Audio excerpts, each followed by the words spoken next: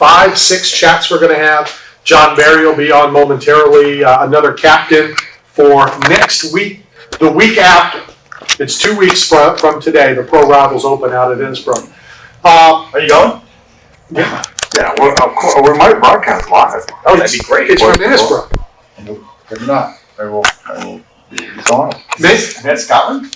No, it's at Innsbruck. Yeah, it's Edinburgh? This was Scotland. I believe 2 weeks from today, a week from tomorrow, nice snort. A week from today, Good show. I'll be in Las Vegas. You two knuckleheads will be with Ed in the studio. 2 weeks from today, we will be at the Marriott, downtown Tampa. I know why. Ding, ding, ding, ding. I know. You want to take a sip? A UFC fight? Yeah, there's the UFC event. Yeah, so You two connected. he is. That's good. He's already talked to Dana. When is it, that fight? That would be 2 weeks from Saturday. December 14th. Correct. Correct. I won't even be in town. Okay. I'll be in New Jersey. Cancel the credential. I'll be in Jersey. All right, so I want to start the show with this. John Barry coming up here momentarily, but it is Thanksgiving. So I do want to give one thanks. I planned on this whole spiel about Matt, and I'm very thankful for Matt. And everything we've done is with Matt. Matt is awesome. What, John Madden? What? You said Madden. Matt. Oh, him? Yes. Okay. And you said everything we do is Madden. I was like, It's all Matt. I thought you meant John Madden. I was like, This is all about me. It's okay. Just hold on. Go ahead. So, you know, This is about me. I'm so thankful for Matt. I'm so thankful this. Matt's awesome. Matt has stayed with me. Matt is this. And then we go to a brand new sponsor, West Coast Sunglasses. Mhm. We all got a sweet pair of sunglasses. I'm very excited about it. We shot a video that's going to be on the YouTube channel. Our newest team member, we haven't even announced him yet, but is here today for the very first time. He got a pair of sunglasses, and this buffoon walks in barefoot.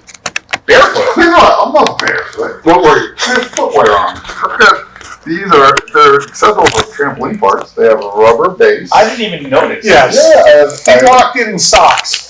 I have better ankle support. I have more grip to the ground. I have better feeling of just being grounded, so I don't lose my balance and fall and get injured. So I'm glad I didn't give all that thanks to Matt, for everything Matt has done. And Matt walked in socks. Well, let me give you a thanks. You know what? Your next sponsor needs shoes. No, I don't want shoes. I don't want shoes. I want barefoot sock footwear. That meets criteria. Why can't I walk in a place that says no shoes, no service? Buster Brown. Why can't I walk in a place with Skechers. shoes? This is better than open toe sandals. Adidas. It's more sanitary. Nobody cares. That's the point. If nobody cares, why can't I do me? Converse. Nobody cares. How dare you for not liking Nobody cares about footwear. your G-net. Nobody cares about your ergonomic socks. Nobody cares I care more for the G-net. about the 1970s porn stash you That's have. the point. You like it? I do. Do I have a actually. name? Do I have a name for it? Dusty Mustard. All right, we're going to get into you walking around in socks. I got yelled at once. Jim McMahon taught me to play golf in flip-flops. Let's find out the foot attire of our next guest, who is a captain out at the Pro Rivals Open, coming to the Tampa Bay area, Innsbruck, in 2 weeks. John Barry. John, how are you? Yeah, it's Wednesday. Okay. He doesn't question me playing barefoot or flip-flops. He's questioning your porn stash. This is not good. How are you this, what is it, afternoon now? Morning? Okay, so I'll burn both these. Okay, all right, bye.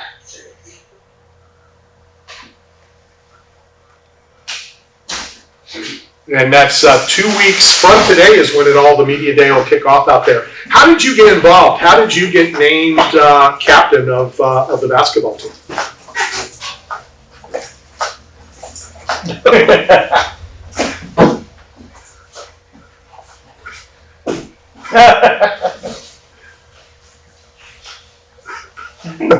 Which one of these do not belong?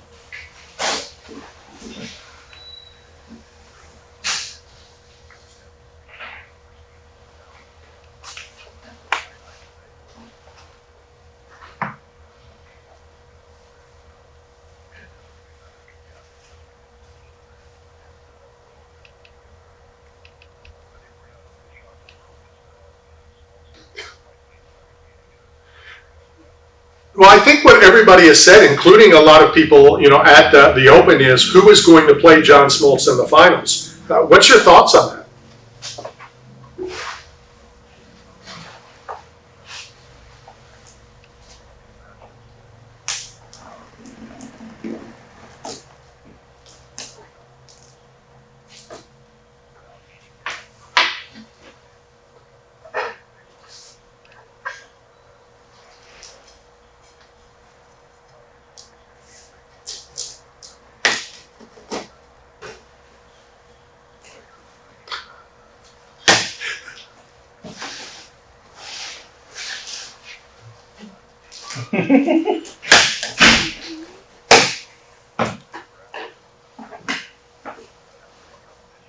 How did the team get selected? Was that you? Was that the people over at the Pro Rivals Open? Was it everybody together?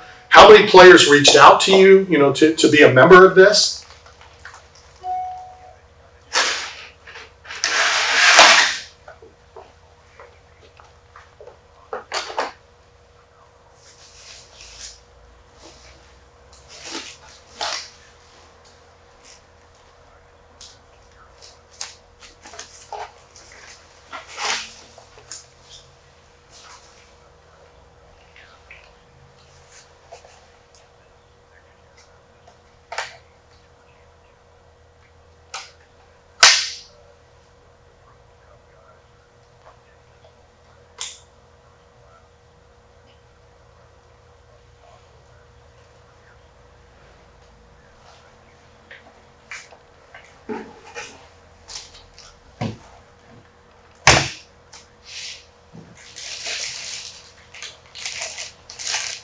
John, why are so many former professional, or retired professional athletes so into golf? Because, I can't see Tiger Woods coming onto a basketball court and being competitive.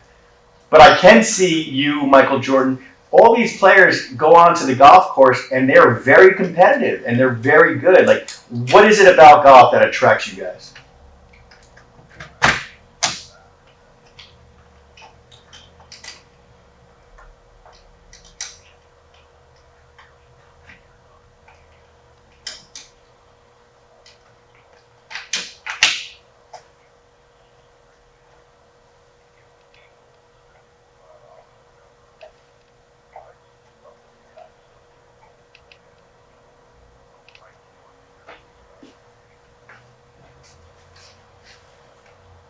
Right.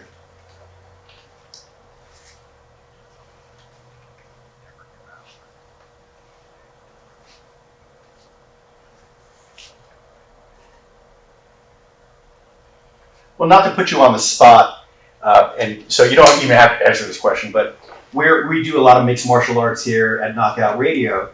And are you a fan of MMA?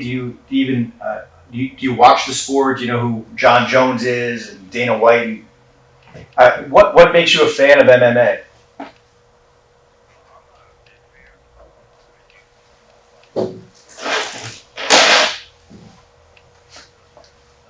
Yeah. Slightly.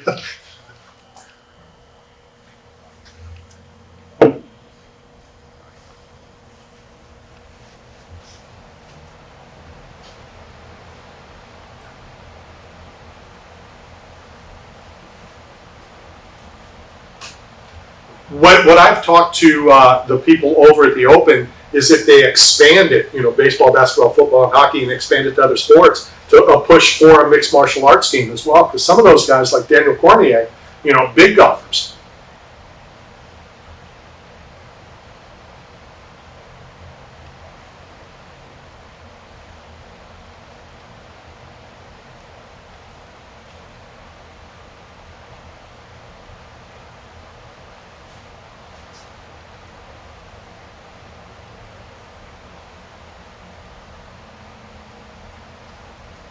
So John, what I'm really interested in seeing out of this tournament is, which sports, were conducive to like stretching your obliques or using spinal rotation, like baseball players and such, or basketball players. I feel like you would have a competitive advantage on the links because of the full range of motion, as opposed to hockey and football, where it's very compressive sports for a career. So I'm excited to see.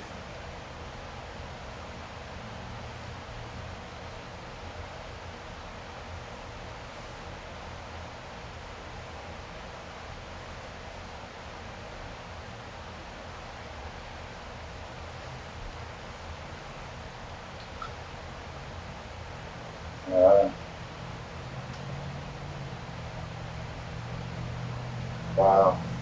I'll tell you real quick.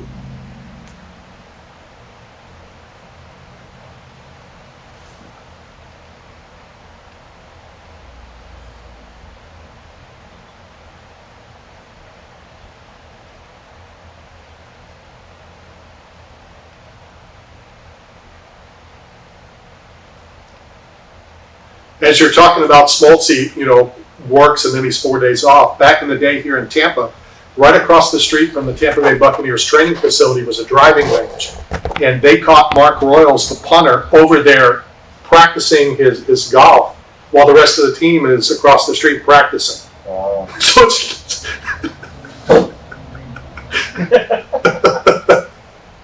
exactly. How is yours and how is the basketball team's trash talking?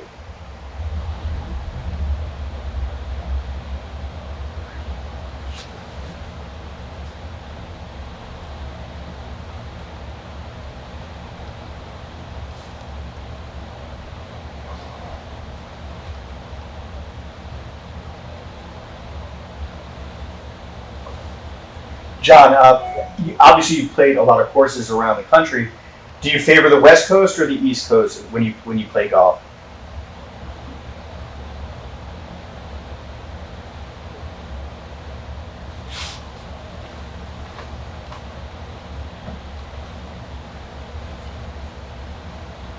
Have you ever played the Wynn in Vegas?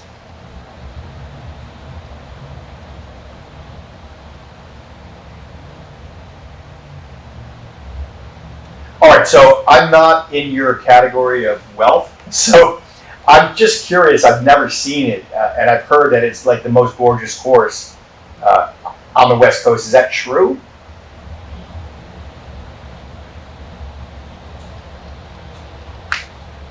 Yeah.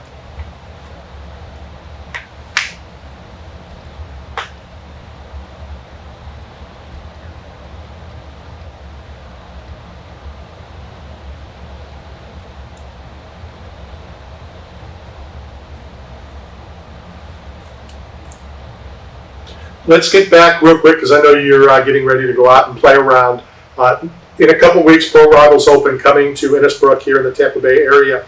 How will they decide who is playing who? Basketball playing football, hockey, whatever. Is it a coin flip? Is it whoever runs fastest to the golf cart? How are they going to do it?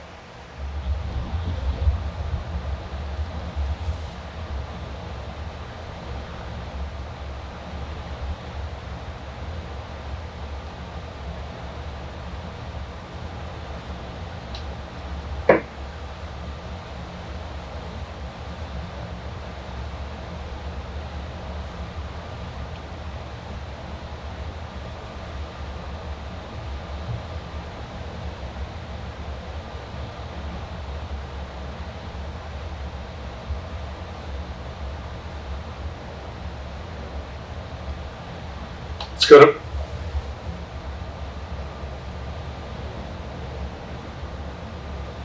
It's going to be a ton of fun. Before we let you go, finally, what would you tell the fans here in the Tampa Bay area and whoever's going to travel into the Tampa Bay area to come watch you guys? What can they expect? What kind of enjoyment and entertainment are they going to see?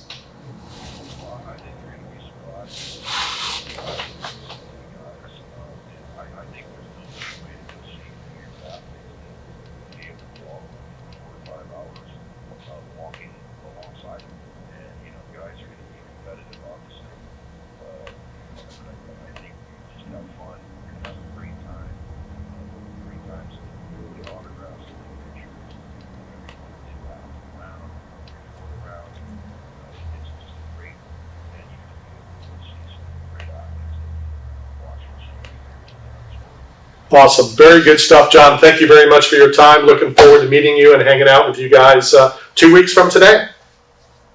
Very good. Yeah, thanks for having me. Absolutely. That is John Barry, the captain of the basketball team for the Pro Rivals Open. And not only will they be traveling around the country, as will we, and we will be broadcasting from some of these events in 2025. All right, let's go ahead and quick break. Coming to you live from the Cool Breeze AC broadcast facility. One of the three of us still wearing their West Coast sunglasses. We'll be right back.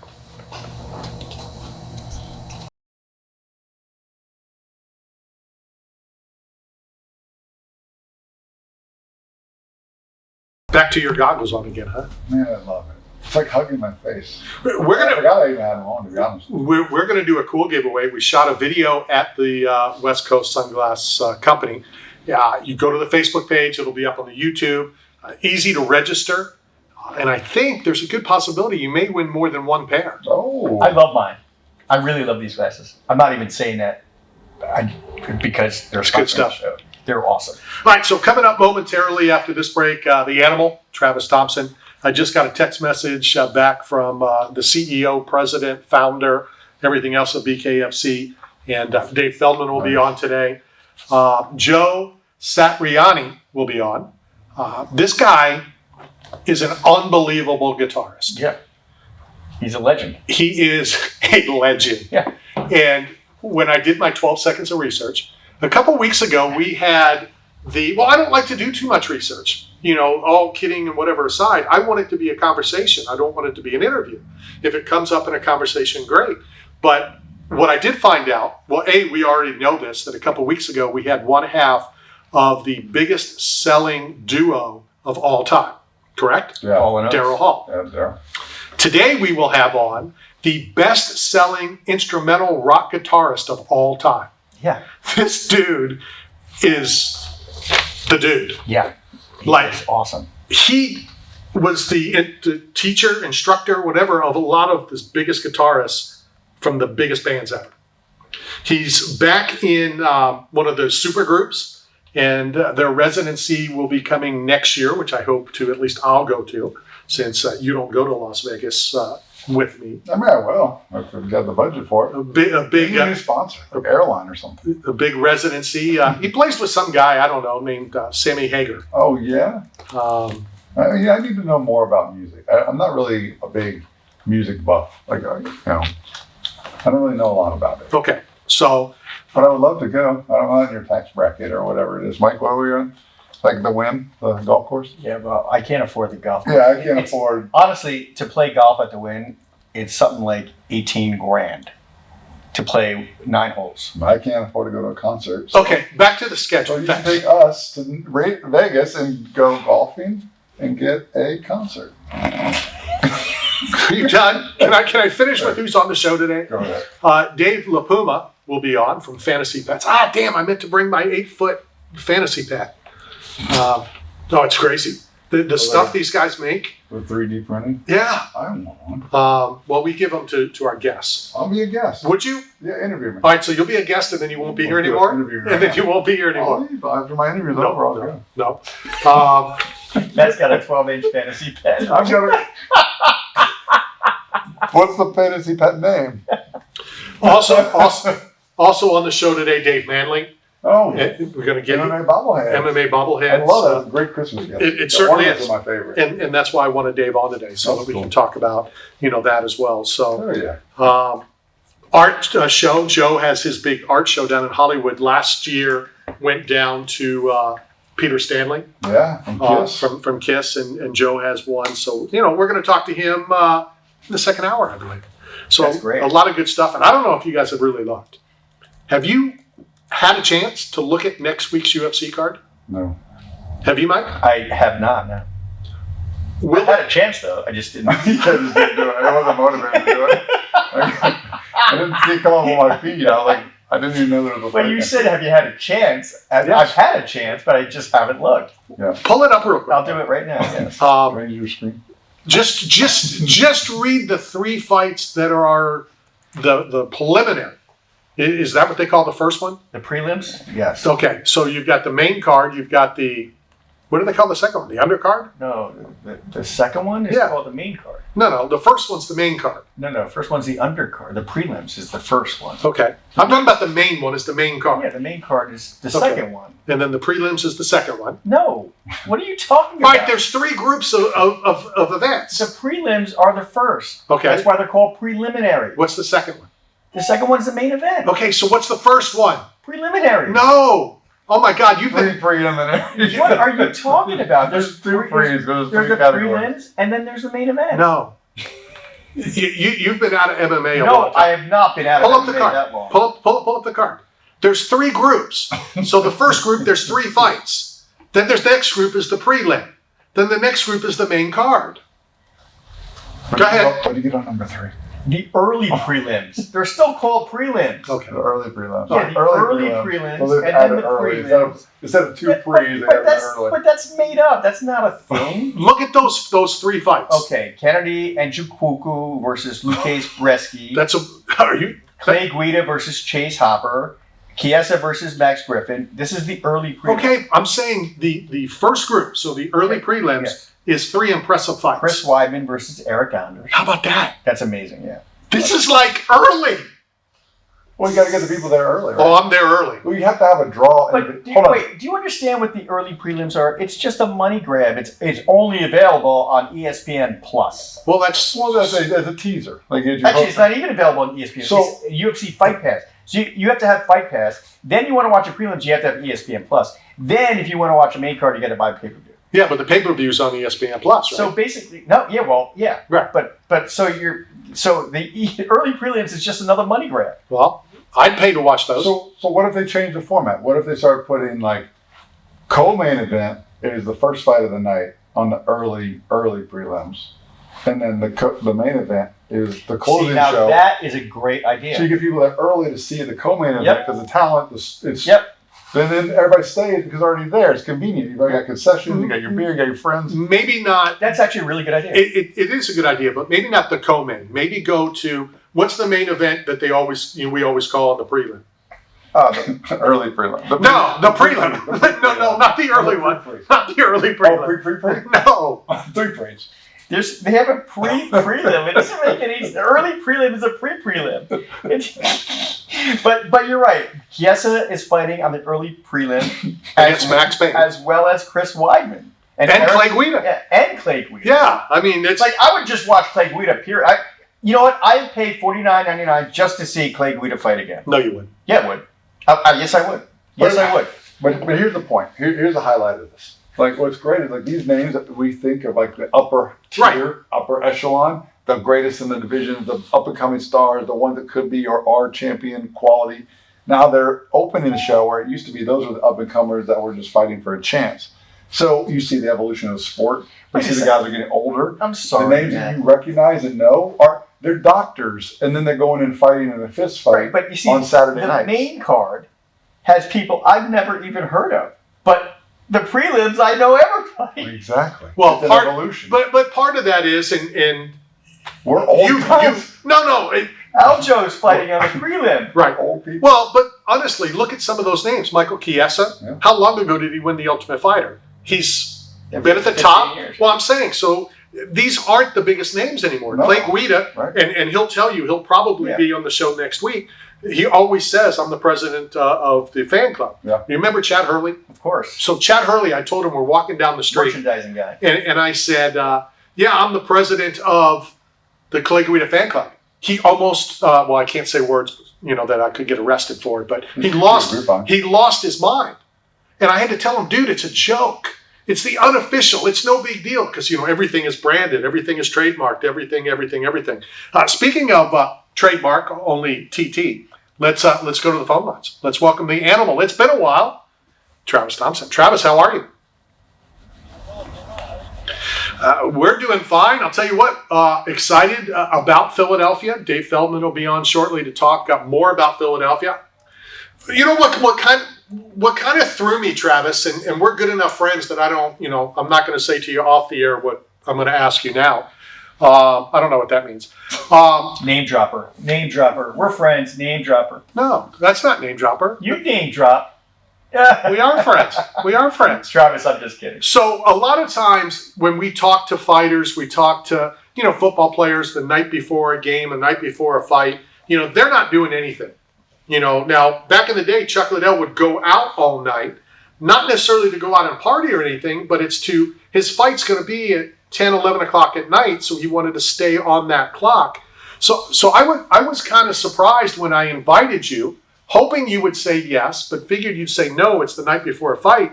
You're going to join us at Russell Peters on Friday.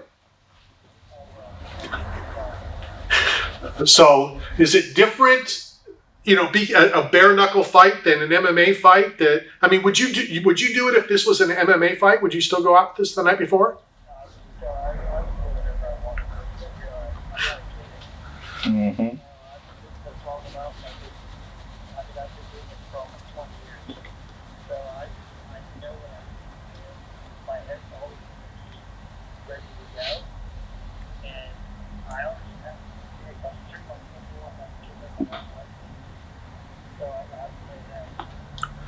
How excited are you? I know that you always get excited before fights, but it's in your backyard. You don't have to travel.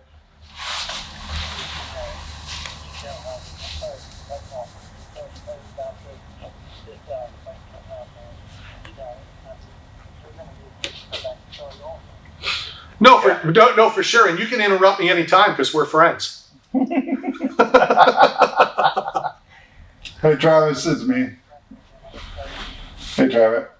It's me. Travis, it's me. You think I'm going to leave this radio show? I built this. There's a me in this thing because I'm here. But listen, I got to ask you an MMA question. What do I got to do again? What am I supposed to do? Can I just say, do you still have the car wrap at the BKFC? And let me just tell you that in my perspective, I think, like when you think of corporate, people always say like corporate sponsorships or corporate man or corporate career. Man, what you've done with your car to represent the brand that's not corporate America, but shows loyalty and brand awareness and just like the love you have for this industry and this building, this craft. The world needs more of that, man. Right, the world needs more of it, man. You tell them about the money part. I don't talk about money. I'm not going to say anything. I'm still trying to get my T-shirt. So, but that loyalty, man.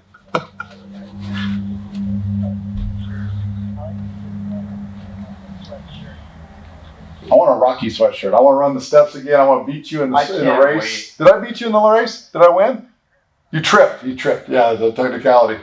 But maybe you can beat me this time. I'll let you win. Do you have any? Travis, do you have any idea who you're fighting yet?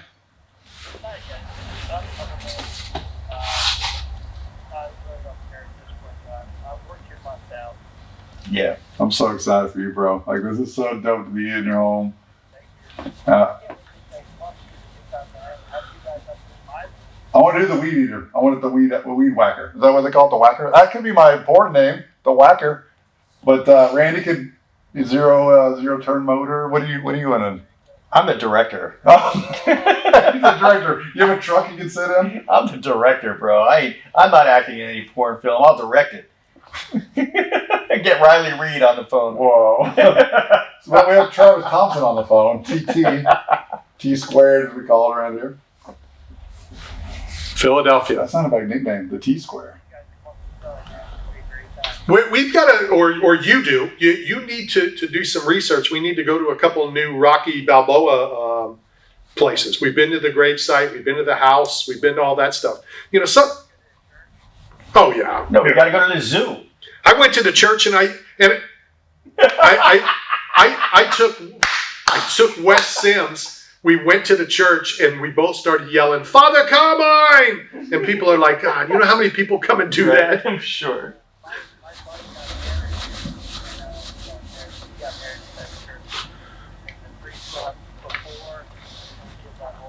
Is the pet shop still there?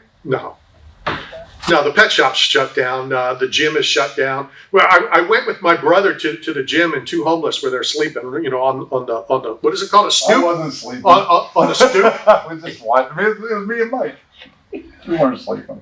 My place stinks. Nobody wants to come up here. My place stinks. What else should I? I really don't want to take either one of them anywhere in Philadelphia, but Take me. all right. So where will you and I go where these two will hang out in Kensington? I know where we're going to go. No, that's true. See, you are smart. We're going to Del Frisco's Steakhouse. We're going to go to Del Frisco's. Maybe we'll stop at McCormick and Schmick's. No. I don't have That's a shoes chain. That's a, So is Del Frisco's. Yeah, no. But they're awesome. They're Can you great. go barefoot? Because I don't have shoes. No, you can't go barefoot. I'm sorry. But we'll go to Rittenhouse Square. We'll go see John DeBella from WMMR. Listen, I'm a Philly guy too, Randy. Just because you are doesn't mean you're the only one. you might have driven through it. Oh, for goodness sake. Oh. Well, I was never from Philly. I was from South Jersey. See, so, no. Atlantic Exactly. City. No, but I watched it. No, I watched Channel 29, The Great Entertainer. Do you remember? That's right. You watch Hold this up. TV. He's not wrong. He's not wrong. Like, listen, Sarah Palin saw Russia from her backyard, so that made her qualified to run for president. I watched Channel 29, and that makes me a Philadelphian. No, it just means you have some Philadelphia research. He's been programmed. He has a culture. He's embedded in them. Exactly. Listen, you ask Eddie Alvarez. I've walked the streets of Kensington barefoot. you asked. I walked barefoot uphill both ways in the snow with Eddie Alvarez. So what else is new, Trav? Yeah, Trav. What do you do? What do you do work-wise? What do you do for work besides fight? Sweet. Oh, that's great. Congratulations. It's great, Trav. No, Travis, all kidding aside, that is really great. Any chance that you could take a third job at a cheesesteak place that comps your friends?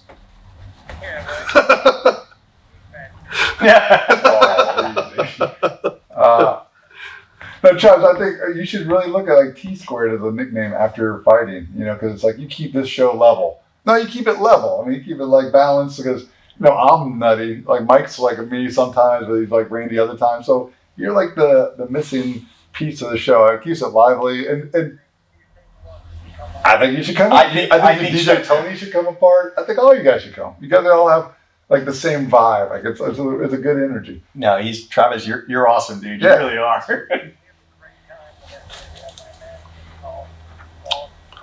I don't know. We had a good time up in Philly when it was without these two. You always have a good time, Randy. And by the way, Randy loves to brag about how much fun he has when we are not around. That's true. Just to make us jealous. Well, no. Right. The thing is, I have a good time no matter who I'm with. Yeah. Whether you're there or not. If Travis is going to be with us, it's going to be awesome. I've been to Philly, but I'm going to Vegas next week by myself. I can guarantee you I'm going to have a good time. Travis, speaking of first times, this has nothing to do with the porn industry. This is scary. But Randy paid for my accommodations to come to Philly. So This guy, hey, moving on up. I feel like George Jefferson. Wait a second. If Randy paid for your accommodation, why'd you ask me if you could stay in my hotel room? Oh, dang, that was you? I was on the burner phone. I didn't know it was me. But no, this is the first time. This is a big deal, this Philly trip. I mean, I'm going to open for Russell. You can open for me. Like, we can make this thing really... Wait, I think... Now Matt's not going. Just like that. Matt's out, and Matt doesn't know, Trav, that my hotel is the rental car. I wasn't going to tell him, but, since he's running his mouth... The truck. If I can do jitsu in there, I got plenty of space to sleep. Before I let you go, have you seen the newest thing? And I don't know if Tilly is the one who started this, but Mark Coleman just flew to Taiwan, and he competed in wheelchair boxing. What? No. Wheelchair boxing. Wow. It's really? like...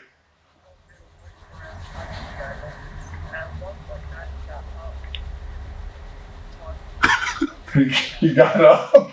Like, It's called Whoa, whoa, it's whoa. it's called a mulligan. You know, you can throw the mulligan yellow flag, and you can stand for 8 seconds. I don't know. I'm making wait, it were you up. saying that he got up like a miracle happened in the match? Like you get punched so hard you walk after you've been paralyzed? You know, I'm doing a karjitsu. I'm in a karjitsu with Adam Hunter. With Tilly? No, you know Adam Hunter, right? Yeah, Tilly is the one who owns Karjitsu. Yeah, so Adam Hunter and I are going to do karjitsu. I think he's going to beat me, actually. He's actually a really good wrestler. I have to throw this out. You know, I hate when I hate when they interrupt, but I'm going to interrupt just because I want to throw this in Matt's face. Guess who is opening for Russell Peters? Adam Hunter. Adam Hunter. Damn it. Everybody but me. That's why I brought it up. Good stuff. I just wanted to touch base. It's been a while since we've talked. We'll have you on, obviously, you know, a couple times before January. Looking forward to it. How are you guys celebrating tomorrow?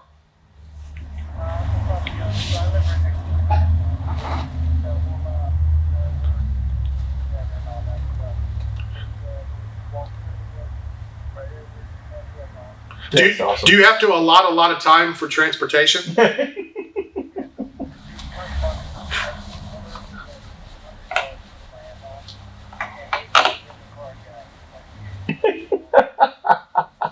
Over the river and through the woods to grandmother's house we go. I can't stand it. I like get there good time, but I just walk right out the door and just go. Like, oh, you don't come I'm like, oh. By the time you warm up the car, I'll be done eating dinner. I always say that about my.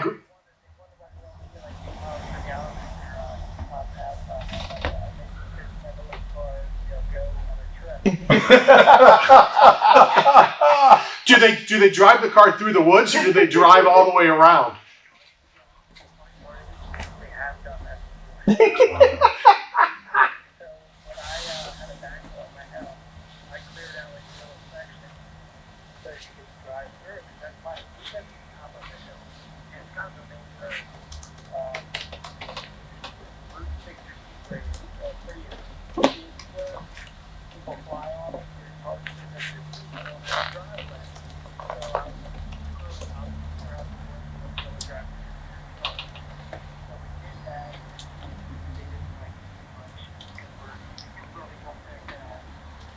That's funny.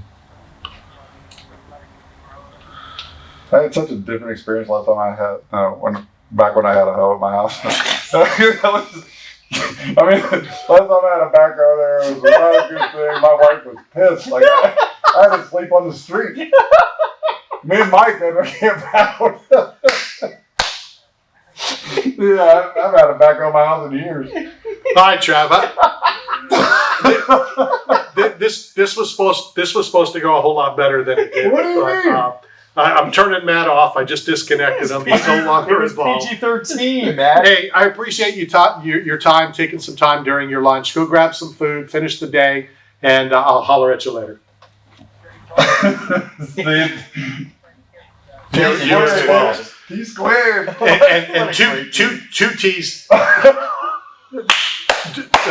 That is two T's. All right, let's go hit another break. Coming to you live from the Cool Breeze AC broadcast facility. No telling who's going to be in the co-host seats when we return. I can't see. Oh.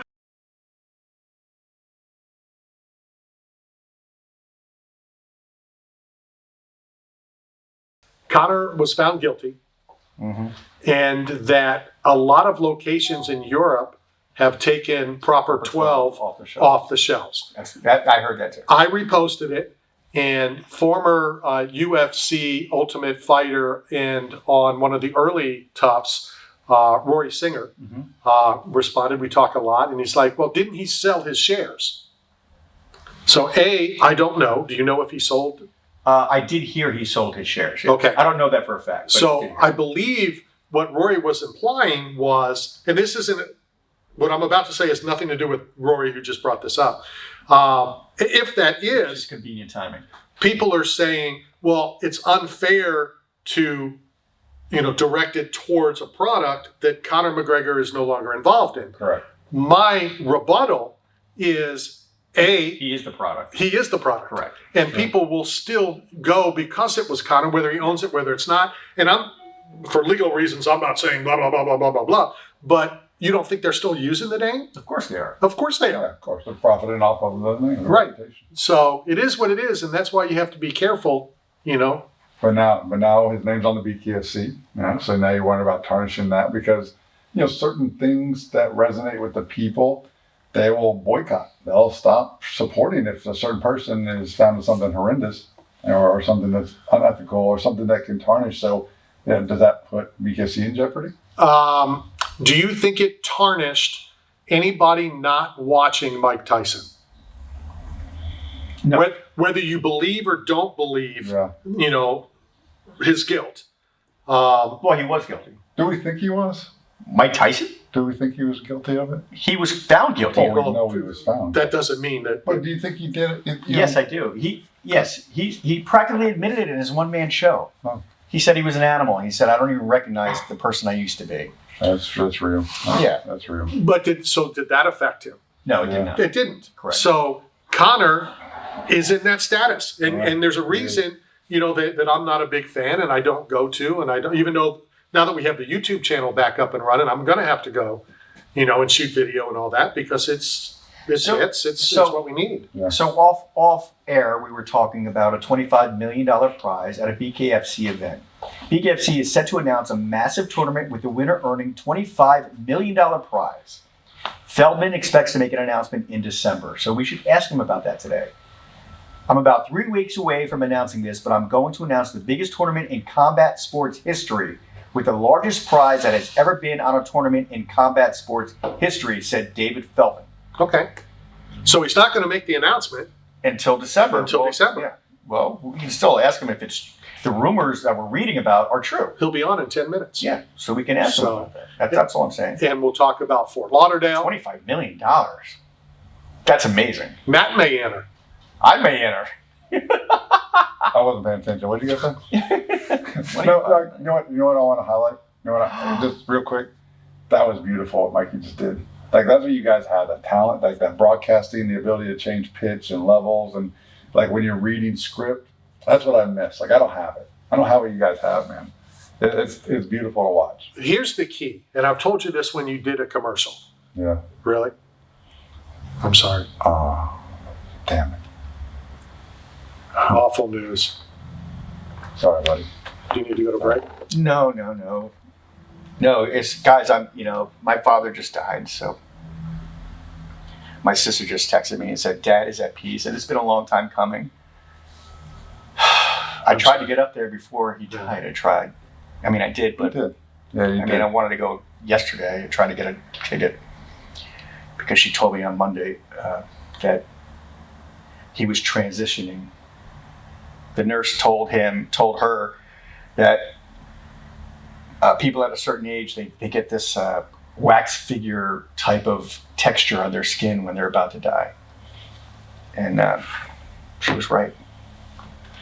You guys can I just need a minute. Yeah, Yeah, man. for sure. Love you, buddy. Right. Fuck. Yeah, it's never good. So, Then you never get over it. yeah. Yeah. And right before that news, I was saying that how his pitch and the professional that he is, like what made you guys so great in your craft.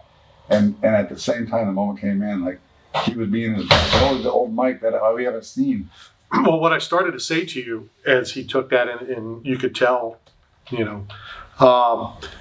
when you did your commercial, you read a script like you were reading a script. Yeah. And you need to read a script like you're not reading a script. You don't go on script. And really that's when I did that TV that one time, and it was awful. And I still laugh about it with Randy Couture. He's like, it wasn't that bad. No, it was awful. It was absolutely the worst thing you could ever see. It's because I was trying to memorize a script. You can't do a script, unless you're doing like a TV show or a movie where you only got to remember a line at a time and, that kind of stuff. So yeah, it's not about the script. It's like, these one or two words. When I just did my speech, I kind of wrote stuff down and then I threw it out at the door, as soon as I kind of revamped and changed and and all that kind of stuff. So, And I know you always rip me about not being prepared on the show and, like coming prepared and what script and content. But, I just talk so freely. Like I don't have like anything I have to like memorize or I have to say this or I have to do that. well, I don't come prepared in that, like when we do these interviews or chats, as I like to call them, I don't want to know a lot. The whole object is, and that's why I call them chats, we don't interview. We just have conversations, which is different. It is. If you're going to do an interview, you have all these bullet points and you need to do this and you need to do that. I may jump on to get one thing, that's worth getting the conversation started. Well, like mine for John Barry was about which sports are whole career of rotational movements would give you in my opinion, a big advantage on the links. I don't know. Jeremy Roenick can swing a hockey stick. Yeah, I mean, but I didn't see he brought that up about the movement of the hockey stick. But you're right. Baseball players only work once every 5 days. No, just pitchers once every 5 days. Baseball players. Pitchers. What does he play? Who? The pitcher. He pitches. What does he play? What sport? Baseball. Perfect. So not baseball players. Baseball players. Okay, not 162 games a year, constant wear and tear on the body. Pitchers. Pitch. Right. Well, Like you're saying baseball players. I got it. So you're going to separate them. I got it. Well, they are separate. Okay, I'm with you. And that's why, and I know I got to get this out real quick. That's why I hate when they get suspended.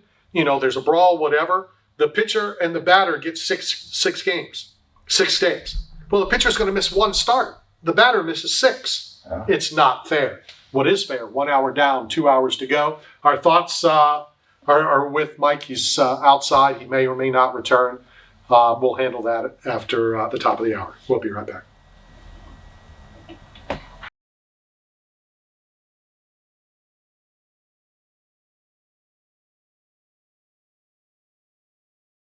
Services are up by I'm kind of done with the violent stuff. it's inflation. Clubbing stuff. 1%.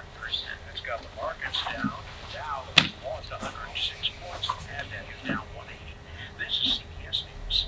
Get O'Reilly Auto Parts for all your car care needs. Get the parts and service you need fast from the professional parts people at O'Reilly Auto Parts.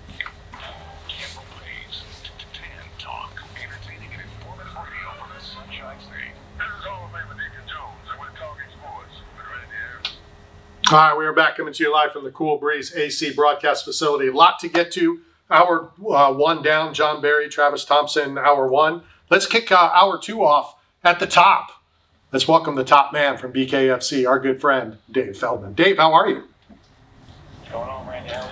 I'm very thankful. Thanksgiving tomorrow, and I'm returning to Philly in 2 months.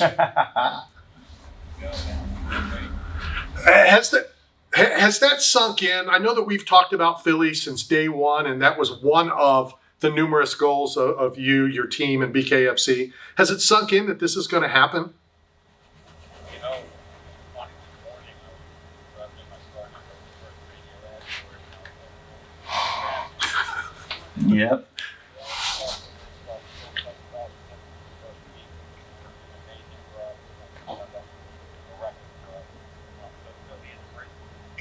Everybody, we had 170 media all over.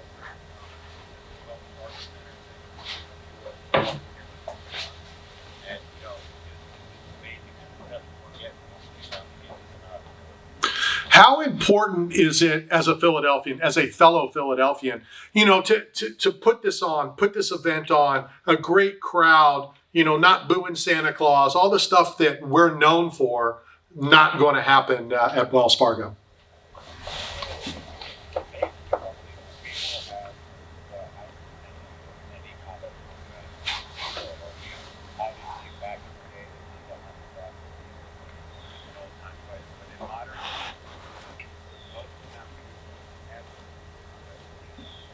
Well, David, you can't forget about Rocky Balboa.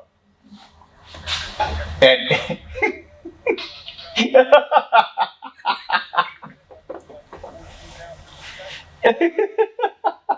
well, how many of those tickets do you think were from Eddie Alvarez's family?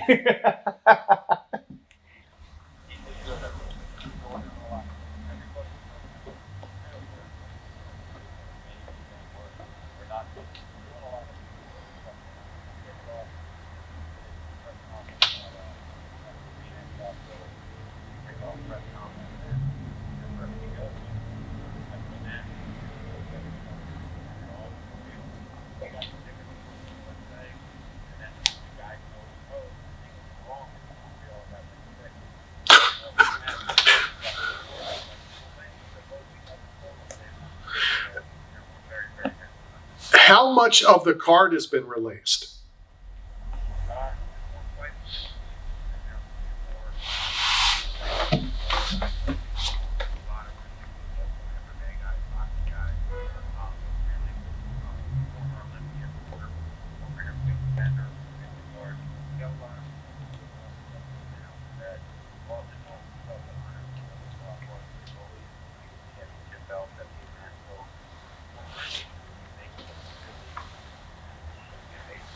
I know you and I talked about it, joked about it before. Dave Schultz will be in the building.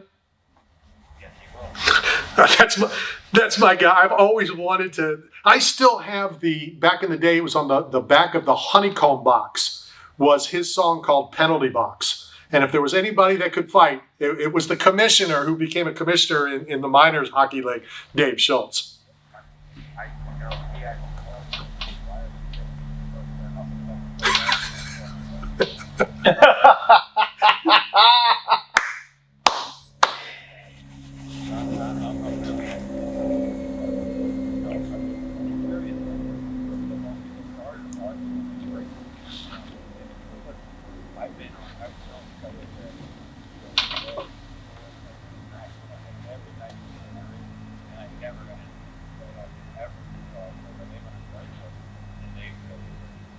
And that's fantastic. And, you know, of course, the timing couldn't be better with Saquon Barkley making headlines for the Eagles and the Eagles doing so well. The time is right for Philadelphia, isn't it?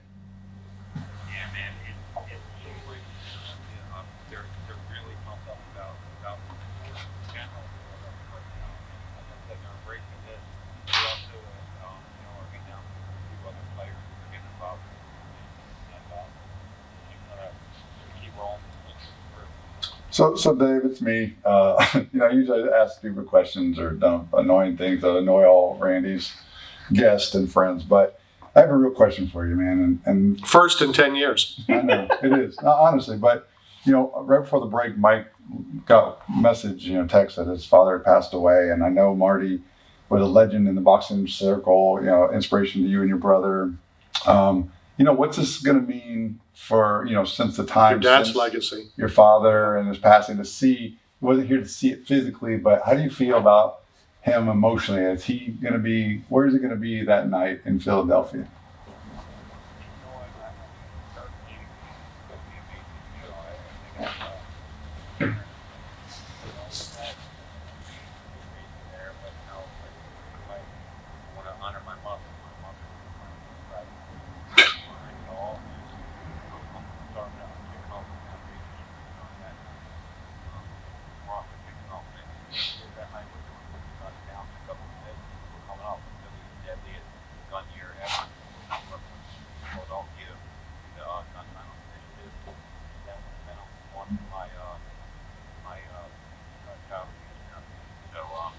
Wow.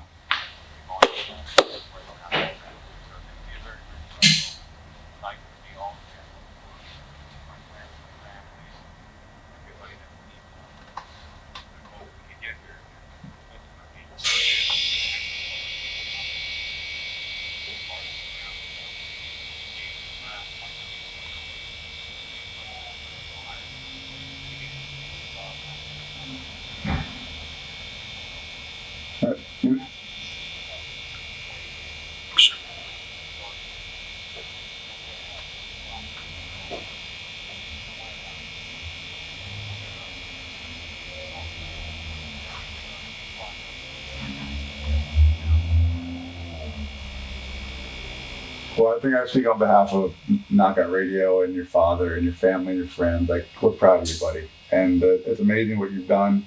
And I'm so close to your organization through the commission, through the judging. I went through Sean's course. I see the way that guys tattoo the bare knuckle logo on their body or wrap their car. And these men and women really love the brand and what you've brought to their life. And they represent that in their actions. And so kudos to you and everybody involved.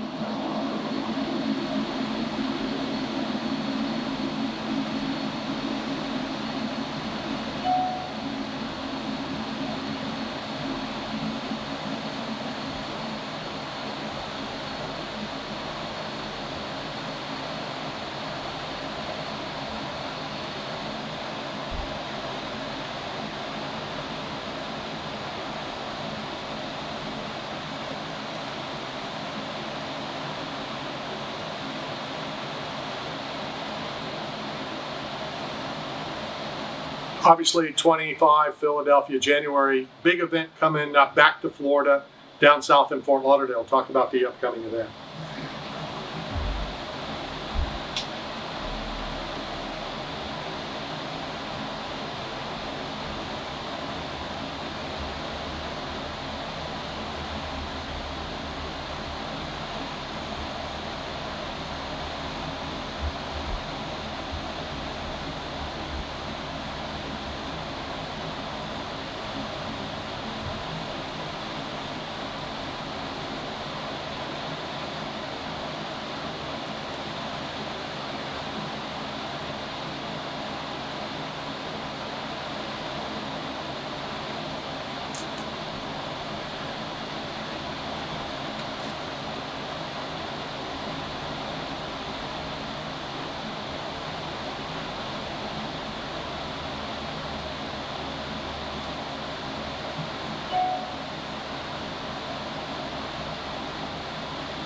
Talk about Jared for a minute. I think he's so underrated. Nobody talks about him. Nobody thinks, I don't think he gets the credit he deserves. And now I'm starting to see fans going, well, yeah, now he's finally fighting Mike Richmond and blah.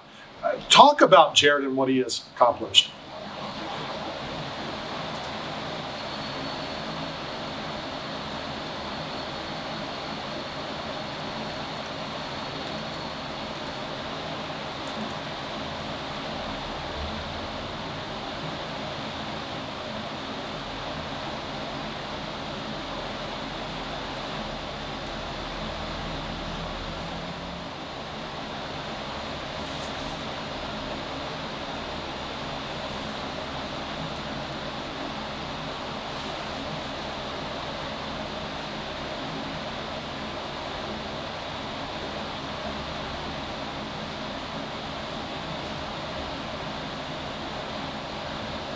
David, it's Straka here. I know it's early, and I read some things that you're going to make an announcement in December, but there's a $25 million tournament that everybody's a buzz about. Can you just give us any insight into that? Wow. That's the insight. There's your insight. That's a very Vince McMahon answer to it. Okay. Wow.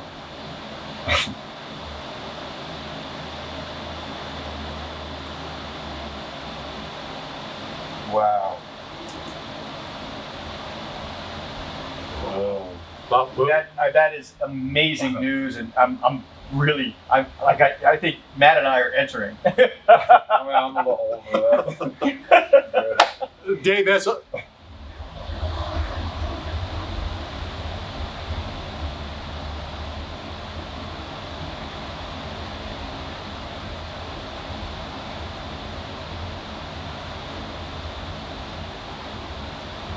Now, I don't want to get too involved in it, but I just have to.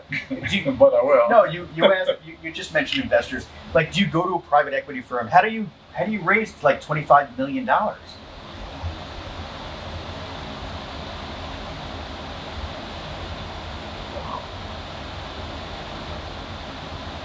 Yeah.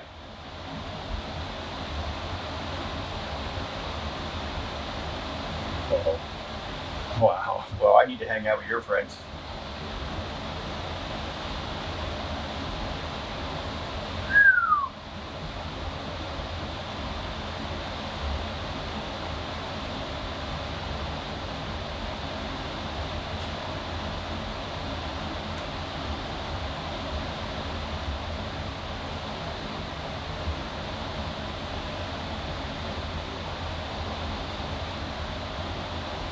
That's amazing. Cannot wait for that announcement. Dave, as always, thank you very much for your time. Wish you, your family, your team, everybody a happy Thanksgiving. And hopefully we'll talk to you before the holidays in December. Take care. David Feldman, the president, the big head honcho over at BKFC. And good stuff is coming. $25 million. Can you imagine? Coming to you live from the Cool Breeze AC broadcast facility. This is Knockout Radio, brought to you by 8 Man Strong, Staff Zone, and Bucked Up Energy Drink.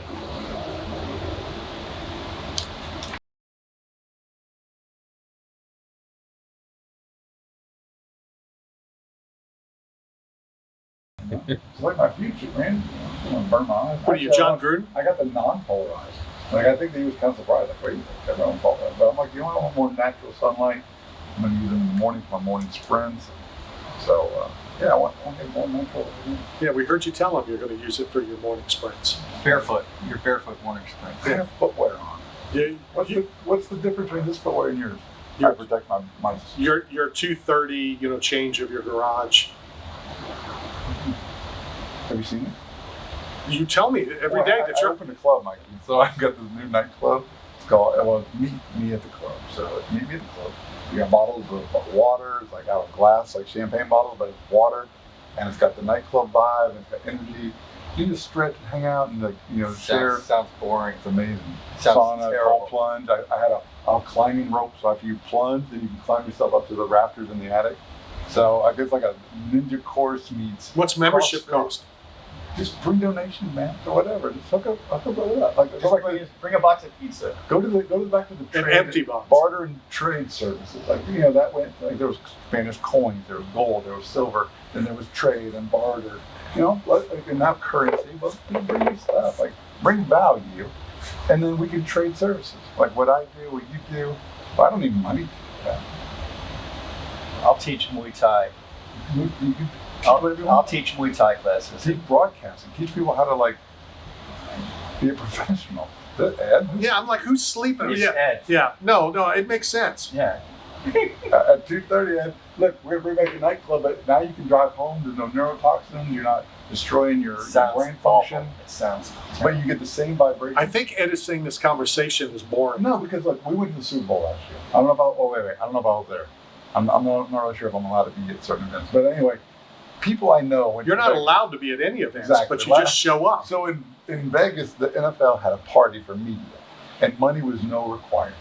And so it was a live DJ, give you a nightclub vibe, but a Vegas show style on What's stage. the difference between a live DJ and a tape DJ? Well, like music, playing house music, or just the music. But the actual live person So they had makes a you DJ. want. If you're in a shopping center, you see someone playing a live guitar, don't you go closer? A Don't you want live to see it? guitar? A Live live guitar. Oh, a guitarist playing live music, as opposed to just someone playing a soundtrack. Or if you hear somebody in person doing something, you Yeah. gotta go to it. It's like a Okay, but a DJ is not playing anything in person. He's playing tracks. but scratching, but acting like he's doing the old school. Okay, whatever. Can we get on But with but this? what I'm saying is, they had water and water on kegs, and it felt like you're drinking, but you got the same sensation of connectivity without the negative side effects. Well, that's great. And it was fun. Sounds- It was sounds- energetic, and I thought sounds we could bring terrible. that back. Not only will I never attend, What do you mean, man? You went to a strip club and there's no one there. You'll go anywhere. that was the reason we went there. You went to a strip club, there's no one there. It was like 4 a.m. No, it wasn't 4 in the Six. morning. No, we went to watch the football game, and it was what we want. That's what we wanted. We didn't want anybody there. Yeah, that's the best time to go to a strip club. It is. But the only people there are the women who work A bunch there. of dudes watching football. Yeah, you and your friends watching a big screen with naked women running around. What better time is that? I don't know. I'm sorry. I failed to see your argument here. It's a purpose. You went to the wrong purpose. Like, it's a building that's a strip club. That has a purpose. Yeah, to watch the football game. Yeah, strip clubs have good TVs and big screen TVs and audio, and you can But watch. there was no one there. It was closed. for That was commerce. that's even the better. object, you Yeah. moron. If the girls are walking around while you're watching football, that's the win-win. Yeah, that's a win-win. Yeah, That's what I'm saying. that's not what you're saying. You're trying to put them down for going to an empty strip club to watch a football game. I'm confused. I can't take this. How did I just walk into this conversation? I can't. I don't know. Okay, all right.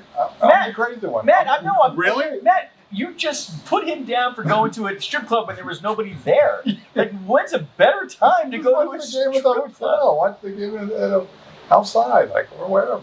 Like, they have Why great. would you go to a strip club to watch a football game? You go to Because a strip club for one reason? we went for one reason, to watch the football game. I wouldn't go to a strip club to watch a football game. That- That wouldn't be enough of a draw. Well, this just I have in. been to strip clubs to watch UFC fights. I saw Mayweather versus Pacquiao in a strip club when I was in Ohio. Okay, maybe Vegas, because they combined them into like venues. Yeah, Like, they're sports. it's almost The almost object same. was it was closed. There was nobody there. We got to have the whole private building event. to ourselves. Okay. What's wrong with you? That's genius. Thank you. I think it's great. I mean, And you know who owned that strip club? No. The guy who got Chuck Liddell into MMA. John Williams? John Lewis? I'm sorry. One kick, one leg kick, one kick leg. Google it. Yeah, he's the real deal. Sort of kickstand. Yeah, say that. It's like one leg. I think it's one leg, one leg kick, something like that. One leg kick. That's No, I mean yeah, that's when you chop somebody down with one leg kick. That's serious. That's like a one-hit wonder, like a knockout. a one-hit wonder and a knockout are two different things. Oh, you can, well, are they? Could you combine? No, Nothing's A possible. one-hit wonder can have one lucky punch and knock no, somebody a out. one-hit wonder's like we were talking music. A one-hit wonder is Can a have band that combat has. sports? Can you like win one meaningful fight and then never do anything ever again? Well, no, one memorable fight. No. I'm getting nothing. Okay, I'll get it in a second. All right, let's take a break. I'll Google. I'll be Dr. Google. We'll talk about him. We also are going to talk to Dave LaPuma when we come back. Hour number 3, we're going to talk to a rock and roll legend, as well as Dave Manley from MMA Bobblehead. We'll be right back.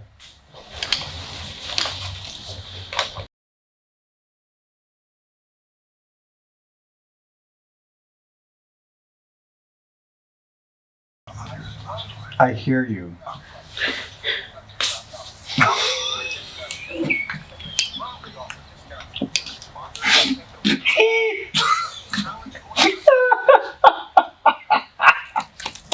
One kick, Nick. I think that's what he's called.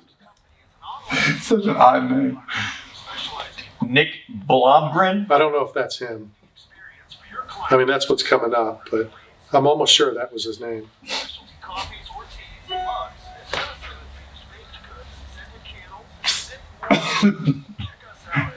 Shut up. Did you bring the girls to the strip club? Didn't you guys know? I just want to know fundamentally. That's a brilliant strategy. You bring the girls to places. I'm pretty sure that was his name. One Kick Nick.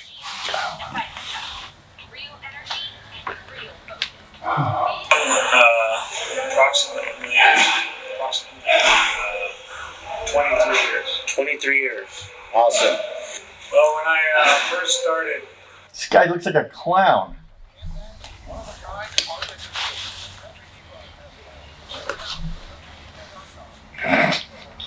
He looks like a parody. What? He looks like a parody guy. One kick, Nick.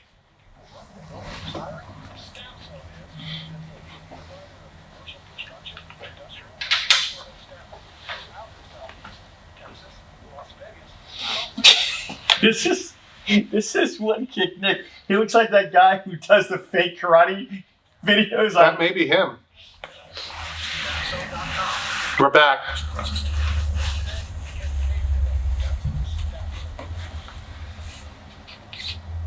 Hey, it's Misha Tate here, former UFC World Champion. I'm here with Randy, the OG of the UFC, and you're listening to Knockout Radio.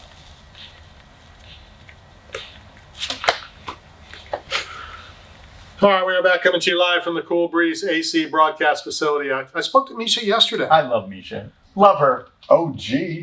Love her. Love it. She will not be coming in 2 weeks. Oh. She's trying to put together to come in January. Okay. And I said, if you let me know in enough time, there are floats that'll be in the Gasparilla. Oh, that's cool. Get her on a float, get the family on a float. In That's Ybor? dope. Yeah, That that's would be cool. Gasparilla. Well, it goes down Bayshore. And I've never been. I'm not good in the wintertime, though. Brr. Can we just turn them off? I love Misha Tate. I'd love to see her on a float. Yeah. No, I think it'd be cool. So I'm in conversations with her. Spoke to John Gruden the other day as well. Some cool stuff going his way. Just signed a big deal, I guess, with Barstool. Oh, nice. Yeah. Wow. Really? Yeah. Dang. And he can do and say and whatever. Yeah, And that's the freedom. So are you going to elaborate on who the big pizza guy was that you were dangling? there's only one pizza guy. Wow. There's only one pizza guy. Because I quit. Are you talking about Dave Portnoy? Yes. But he doesn't make pizza. He just rates pizza. He eats it. Yeah. He's a biased dude that likes one style pizza because he's from Boston. That's it. But he's done some good. I'm not gonna knock him. And I mean, he's built some businesses up. I mean, his approval, people, I know restaurants in St. Pete have profited heavily. That one is incredible. Violent Stone is I went to that. gangbuster because of his recommendation. You can let the guy recook it because he messed up and burned it. So, he changes. Which he shouldn't have done. That's true. He shouldn't have done it. it. Purist. No, for sure. If you're not going to let the owner represent the company brand and make their own food to put their best foot forward. We have argued that, Right. forever. You're absolutely right. So he shouldn't have got He the shouldn't redo. have. He Absolutely shouldn't not, because that's what the consumer would have got with their Yep. hard-earned That's money. right. Yep. That's And what want me to be real honest with you? Yeah. I wasn't overly fond Yeah. because I went and got it because of Dave Portnoy, Sure. and I wasn't overly. I didn't like it that much. He went to a place where my friend was the GM, a place called, I forgot, Lee's Grocery in Tampa. You ever been to Lee's Grocery? No. It's an old grocery store that's become a pizza place. Owned by Lee. No, it's owned by a woman named Jen now, but it's got great wings and great pizza. And Portnoy went in there, and the guy who was working the bar had no idea who Portnoy was. And Portnoy's on camera, and he's going, "This guy doesn't even know who I am. He doesn't even care who I am." And the guy was like totally oblivious of who Dave Portnoy. Like, it's not his job to know who Dave Portnoy is. Sure. You come in and say, "Hey, I'm Dave Portnoy with Barstool Sports. You might have heard of me. I rate pizza for my fans." And then, then he'll know who you are. But the way he just put this guy on blast, I wasn't impressed. I was very, very disappointed. Well, hold on a second. Hold on. So you're saying he walked in He walked in with a camera to do a thing on pizza? without. Well, that kind of takes away from it too. Yeah. And I'm a Dave guy. I like what he's done. I like how he's helped people. But you don't want anybody to know. That's what you and I have argued the whole time. Yes, it's like a secret shopper thing. And That's what it's supposed to be. Yeah. And I went in. I think I met that guy, and he didn't know who I was. Who are you? And I said, "I'm me." And he goes, "Who?" I said, "Me." And that was it. You went into these groceries, or now you're pulling my leg. No, but Portnoy's a big influence in the industry. He's had an amazing career. Look what he did. I mean, he did something along the line what Tom Green did. I mean, if you remember, Rogan was on Tom Green's first stream, and Rogan's like, "This is so cool." It's like, you have no control. Like, you can be you. You can be yourself. You can be me. You can be whatever you want to be. Harvey Weinstein had a great career. He made all those movies. Oh my God! Oscar-winning movies. What? Look at all the Oscars that Harvey Miramax Pictures has. Beautiful stuff. That was the Me Too guy. Look at the Fox News channel. And Roger Ailes created the greatest cable news channel ever. Great guy. What? We're gonna get canceled. Wow. I didn't say anything about Harvey Weinstein. No, but you're praising David Portnoy. He's done great for the industry. Well, Well, Harvey Weinstein did great things for the industry too, and so did Roger Ailes. But he inspired a lot of people. I mean, he's inspired So people. did the guys he I created just funds mentioned. that helped restaurants struggling when they lost things during COVID, lost their businesses. Like, he's done some good things, man. And you know what? I'll tell you what. He started off as a shock jock radio guy like us, doing stupid stunts out in public on camera. But the way he's affectionate towards his dog, Peaches, and now I think he has another one, man, you can see the nurturing and the caring person that he is. He plays a great gimmick. He plays a great role. We've all played characters on the radio or TV or other places in our careers. But he's a master at it. I mean, you got to give him credit where it's due. And he's done a fantastic job. He bought a beautiful home in Paradise. In Martha's Vineyard, I think it is. That's amazing. Paradise? Well, I mean, the view, the water. Cold, man. Yeah, but it's a culture. It's a I thought he vibe. lived in Miami now. Oh, he has a place down there too. Yeah. But look at that. I mean, we all aspire to be that successful. Come on, right? No. No. Not to have that kind of like influence or success or money or lifestyle. Like, where today you decide to go to the island and you can go. I mean, that's the dream, right? Until you get to the islands and you realize Jeffrey Epstein owns it. Well, there's that. Yeah. Oh my God. I mean, you've seen a lot, bro. We all have. We've all seen a lot of stuff. No, And you know what? you're just like blanket saying, "Oh, he's done great stuff." I'm trying to be nice. I'm trying to like create content for a radio show that has nothing to do with pizza, right? That's what I usually do. But you went so like legit. Yeah. You know what? At today's, I'm just okay with being me. Yeah, No me too. gimmick. No BS. I don't care about chasing awards or championships. Speaking of chasing awards, we're in the midst of a Hall of Fame broadcaster here. Oh yeah. Welcome to the Hall of Famer. I'm surprised you're still here. I'm Like, surprised. I'm like- surprised you haven't just dumped us Oh, that's what for Joe Buck you and got new security. Look at him. He's a big time now. He's got security. And the guy's got a camera. He's like, oh, I'm a photographer. I'm surprised Tom Brady and Joe Buck aren't his new co-hosts right now. Was there a paddy wagon waiting for us? Like, I'm gonna ride home in a Cane's truck. Hey guys, Tom Brady and Joe Buck are here. You can leave now. Congratulations. Congratulations. Thank you. Thank you. That was a long time ago, wasn't it? It's a week ago. Was it? I don't know. Seriously, it's the UFC texted me yesterday and said, just remind me again the times. And I'm like, all right. So I give them to him Eastern, and I'm like, holy crap, 3:10's next week. I mean, time flies. It seemed like that was months ago. What? No, I'm just saying. 310. UFC 3:10's next weekend. I thought you meant like March 10th. No. What? It's cool, man. Like the Hall of Fame thing. I mean, It's cool. It's a cool. No, I mean, it's definitely cool. I was honored. My speech, which sort of got changed a little bit in that, it's put in perspective. Another inductee is just, he's been fighting for his life. He has cancer, and it appears he's temporarily, because you never beat it, he temporarily has beat it. And that's what I said. I go, I'm happy for you. I'm proud of you. This is all, whatever. No, I'm very honored. It was very cool. Next week, I'm going to bring in my Mixed Martial Arts Hall of Fame Good for you. trophy. Okay. I'm going to put it on the table. I want you to bring yours in. Why? You got to compete with the official. Because we want the people on YouTube to know that we have 2 Hall of Famers on the broadcast. Oh, 3, because you have a Hall of Fame too. This is What Hall of Fame This does is a he have? Super Bowl game used. He barely 2000 can spell Hall of Fame. used 2002 No, Buck he's Super Hall Bowl of Fame. tournament ball. He's Hall of Fame, but backwards, front of house. welcome to my restaurant. I'll be the backhoe.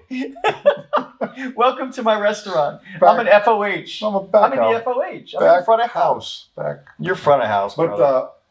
but it's a big honor. What do you do to celebrate? That's the real question. What do you? Because you're not a drinker, so a lot of people they achieve. Let me something. guess. He opened up a water bar with champagne bottles. We could have made it rain on There's them. no but neuroscience. It's fine. Neurotoxins We involved in that. can make it rain like Lil Wayne. We can pop them bottles like No, you he, can get the same he effect. went to an empty strip club. They will have water. There's no alcohol in How this we one. celebrated.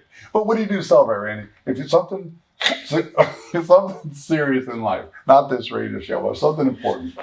Like, let's say, what are you going to do to celebrate it? Like, what's your happy place? Nothing. Yeah. Why do you have to do something to celebrate? Because when we're kids, we do. We celebrate No, you victories. don't. little It's all ways. society. We celebrate with That's pizza parties. all We celebrate society. with- It's pop culture that's bringing you into this. When you win a Super Bowl, or if you win you got to spray champagne all over yourself. It makes no sense to me. Why would you buy $200 bottles of Dom Perignon and then spray them all over the room? I believe when the Mavericks won, they were more like thousands of dollars of bottles. Yeah. Who? Yeah, it's What a waste of money. Cuban was on a podcast that his credit card got declined because he spent like $175,000 for one bottle down in Miami to celebrate. Yeah, that. And they thought that he never activated the card, so they didn't process it. So Dirk and all the team are there, and they're like, "Come on, like, Mooger, what are you broke? Like, Cuban's out of money." And Wait, he bought one bottle for the whole team? I had to celebrate. I think it was him and Dirk. I think they made a bet or something, and he wanted to celebrate. So yeah, you have too much money when you spend $175,000 on one bottle of champagne. Or $1,000. Yeah. But what do you do to celebrate? What do you look forward to in life? Like, if you don't have anything to celebrate or have a way to express yourself at this age and older as we age, what do you do to celebrate achievements in life? Like, just mobility or just not having chronic pain or the ability to do this show. Like, is there anything you do to celebrate other than a Diet Coke? I've already answered 3 times. No. Well, we got to change that. That's the club mentality. That's what we're doing. Personally, I would go to an empty strip club. That's how I would celebrate. Oh, me too. I made my favorite meal for the next day. Chicken Parmesan? It was chicken. It was, and I messed it up. I got the wrong cheese, but it's what my mother-in-law used to make. It's basically chicken nuggets, fried and breaded, and it's very awesome. Wrong cheese? How do you get the wrong cheese? Don't tell me you brought like Gruyere cheese for chicken nuggets. Well, it's you bake it in the cheese and the breadcrumbs and all that kind of stuff. Yeah, So it's mozzarella cheese. Well, I got the wrong cheese. What did you get? I don't remember. It was like, I don't know. but it was wrong. Apparently, if you don't know which, It was whatever was on sale. what else could you make with? It's like chicken cordon bleu. It's like that's basically what you're talking about. Well, there's numerous types of cheese, but we still do need to talk about next weekend's UFC. There is not one this week, but I believe the PFL's Friday, right? The PFL is Friday, and I don't even know who's fighting. This is horrible. But that's the point. That's what I'm talking about, the technology. Like, I don't even see these things on my phone anymore, and I don't watch TV. I Like, can't how tell do you the I last get time I watched a PFL fight, and I'm an MMA fan. I'm not putting Me them too. down. Me too. Not putting them 100%. down. I'm the same. I don't even know where they broadcast. I like this tournament.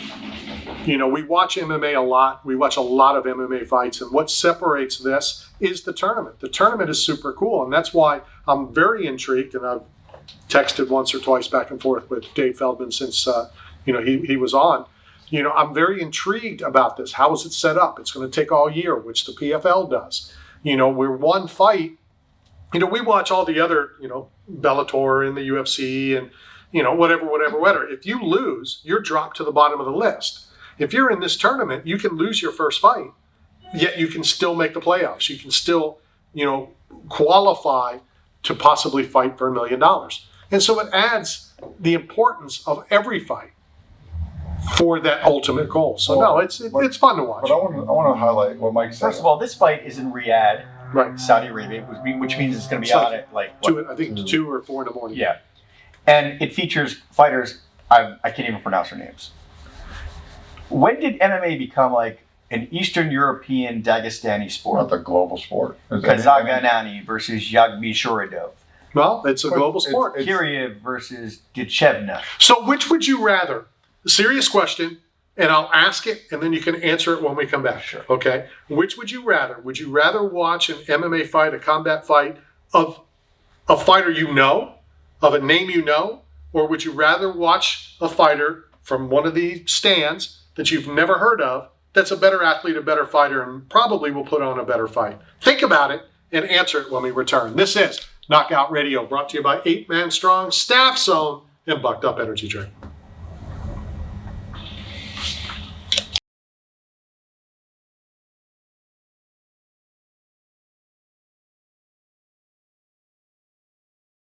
Any of these folks. Facts.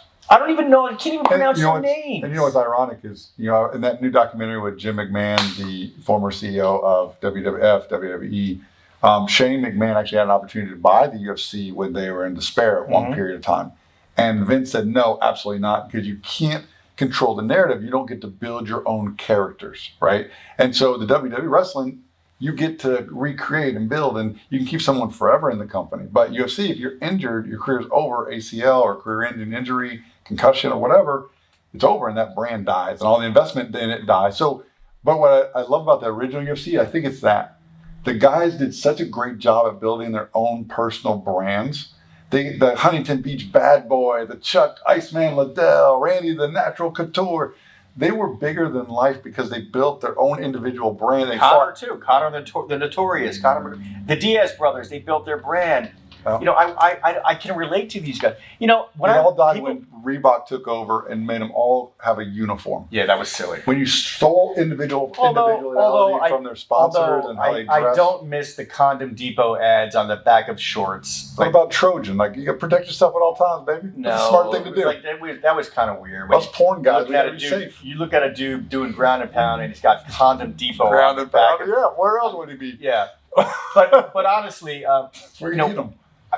People ask me, what's your favorite football team? I don't have a favorite football team. Well, I don't. The Bucks. But I do have favorite players. Like, I watch Tom Brady from the Patriots to the Buccaneers. I watch Mahomes. If Mahomes leaves the Chiefs and goes somewhere, I'm going to watch. I'm going to be a fan of that team. Mariano Rivera could have not pitched for the Yankees, and I would have followed Mariano anywhere he went. So you name top level, best of their sport of all time. What about Baker Mayfield? Are you a Baker Mayfield? Yes, I am. Yeah. I'm a Baker Mayfield fan. Because yes, I am. The passion, because the way he plays the game, yes, the grit. Yeah. Yes, absolutely. Me too. I'm a fan of Baker, but I'm also a fan of Lamar Alexander. I'm a fan of him. Like, I don't like the Baltimore Ravens, but I think he's a great player, and I will watch anytime he's on TV. Same thing with Brock Purdy. I don't like the 49ers. But I like the kid. I think he's a great quarterback. And I felt the same way about, back in the day when I was a kid, Roger Staubach. I wasn't a Dallas Cowboy. Who's Lamar Alexander? Lamar Jackson. Sorry. I'm like, who's Lamar Jackson? Wait, Lamar Alexander, he was a senator from Kentucky, I think. In the 1800s. No. In the 90s. Look up Lamar Alexander. No, but I like Lamar Jackson, But that's interesting that you can get the same kind of sensation from an individual sport like fighting, but have the same thing for a whole team. Tennessee, he was the Secretary of Like Education. one player on a team you vibe with, and that's your person you identify, and you like the whole brand. I don't even like basketball. That's why UFC is so big. But I would watch every single game that Michael Jordan played in. Me too. Same thing with Kobe Bryant. I don't like basketball. I'm 5'6". I don't play basketball. I can't relate to basketball. And I loved watching Jordan, no matter what. Even when he went to Washington. It shows you the difference between the two of us. Like, I wouldn't watch because of Michael Jordan, but I'd watch Dennis Rodman. I'd watch Bill Lambier. Well, wait, what do you mean? Because you were the Bill Lambier of softball. What do you mean? I like Dennis Rodman also. Like, I didn't say I didn't like. Well, because he was a disruptor and he went against the grain and he married himself. Who was the first disruptor in NBA? Like, if you think about it, if you really think about it, Kermit Washington, the punch. One punch. I don't Changed sports forever. Dr. J. I don't really think. Julius Erving. Well, one could argue Larry Bird. He was a disruptor. He was. See, people didn't realize what a trash talker he was. Yeah. He was a trash talker, big time. And Rudy could have been a UFC fighter with all the names. Chuck Nukovic or whatever from the Houston Rockets. What was the coach's name? Johnny? Kareem Abdul-Jabbar. When he beat up Bruce Lee in the Game of Death. Wow. That was so unfair. I'm trying to think who, you'd have to go way back, even before our time, for. That's why, Dr. J. I mean, this is our childhood. You're too young for Dr. J. Don't you have a J store? Julius Erving? Was there a good one? No, it's not necessarily a good one. Allegedly, I don't. Allegedly, you told me a story. Well, no, supposedly his son or stepson was in boot camp with me. Wow. And used to tell, about Dr. J and the mom and stuff, but it was so long ago I barely remember Dr. J's name. My dad was in boot camp with Eddie Rabbit. What branch? Army. Eddie Rabbit. So I won't rip him because of today's news. Yes. So Thank you. Be nice. Maybe die. No, but when Eddie Rabbit, when Eddie Rabbit had those hits, love the rain. And my father would be in the car in his 1969 Dodge Dart, which is what my dad drove. And Eddie Rabbit would come on the radio and he would tell the same story. Oh, I remember Eddie Rabbit was drunk in the shower once, laying on the floor naked, singing. I'm like, great, Dad. That's a great visual. I was like 7 years old, not even. Speaking of rainy nights, the Tropicana Field looks like they're going nowhere except out of Pinellas County. Yeah, they're going to Tampa. A lot of Pinellas people are pissed, and rightfully so, in my opinion. But on the same line, where in Pinellas County could they go? Could they have gone to where the Phillies train? I don't know what it's called, these days. It used to be Spectrum Fieldhouse, but I don't know what it's called. Why did they turn down Baycare Park? Yeah. Oh, they turned down Steinbrenner Field, didn't they? No, that's where they're going. Because they can have 11,000 fans in attendance, and they don't even sell that many tickets anyway. They have more. Yeah, it's perfect seating for them. Well, apparently they have more modern updates to the facility, so it's more like a professional, MLB locker room. But so you get free soda. I've been in.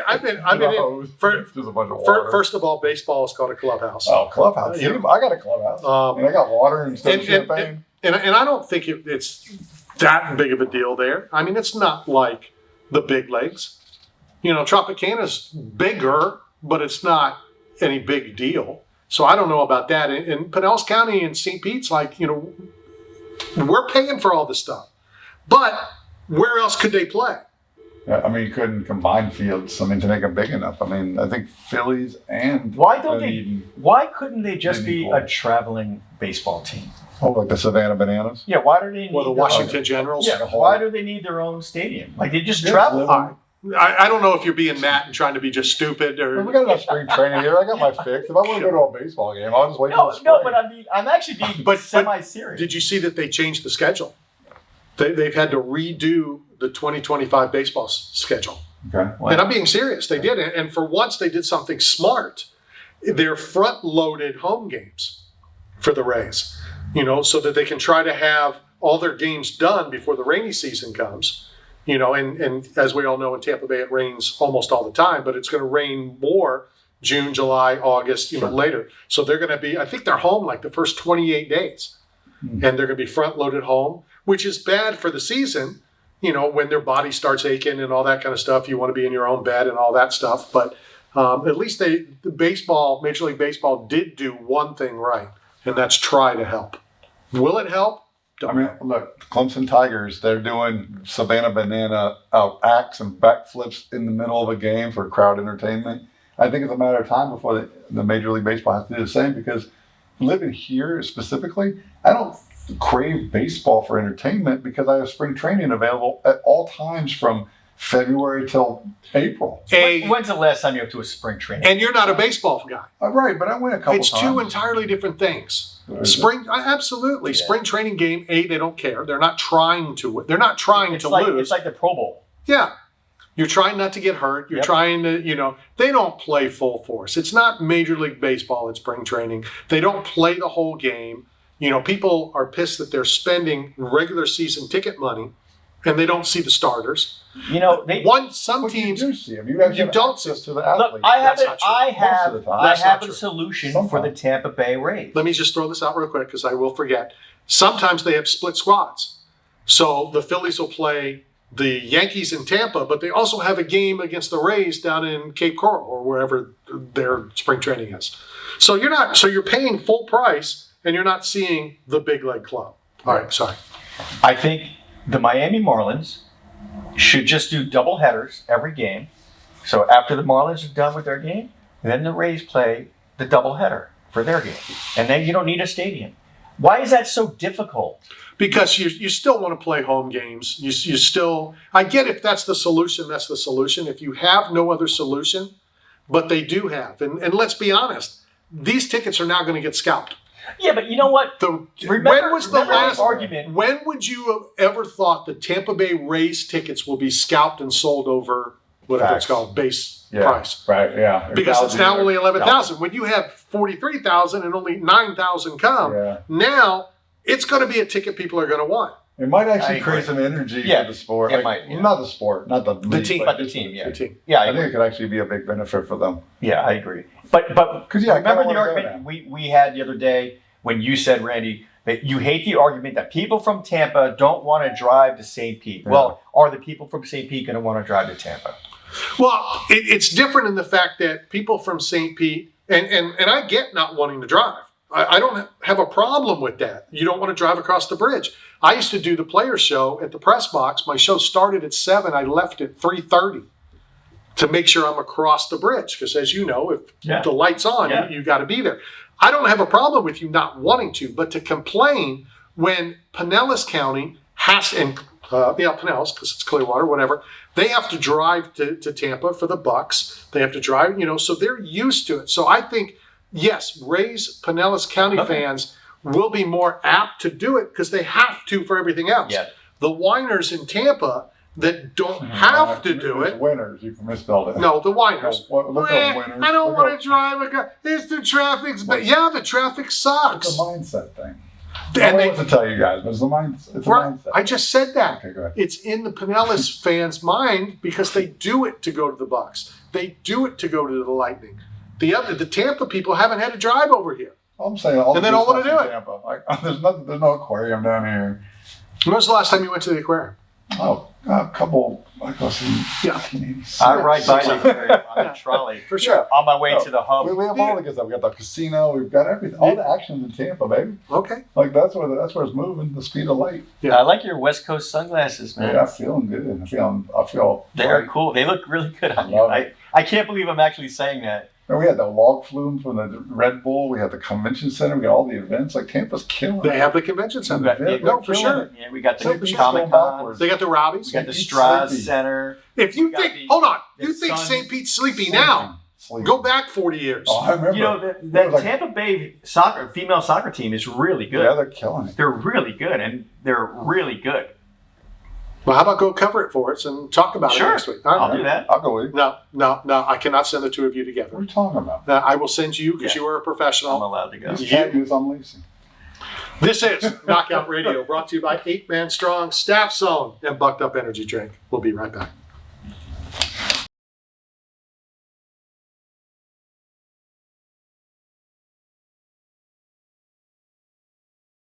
This is Knockout Radio coming to you live from the Cool Breeze AC studio.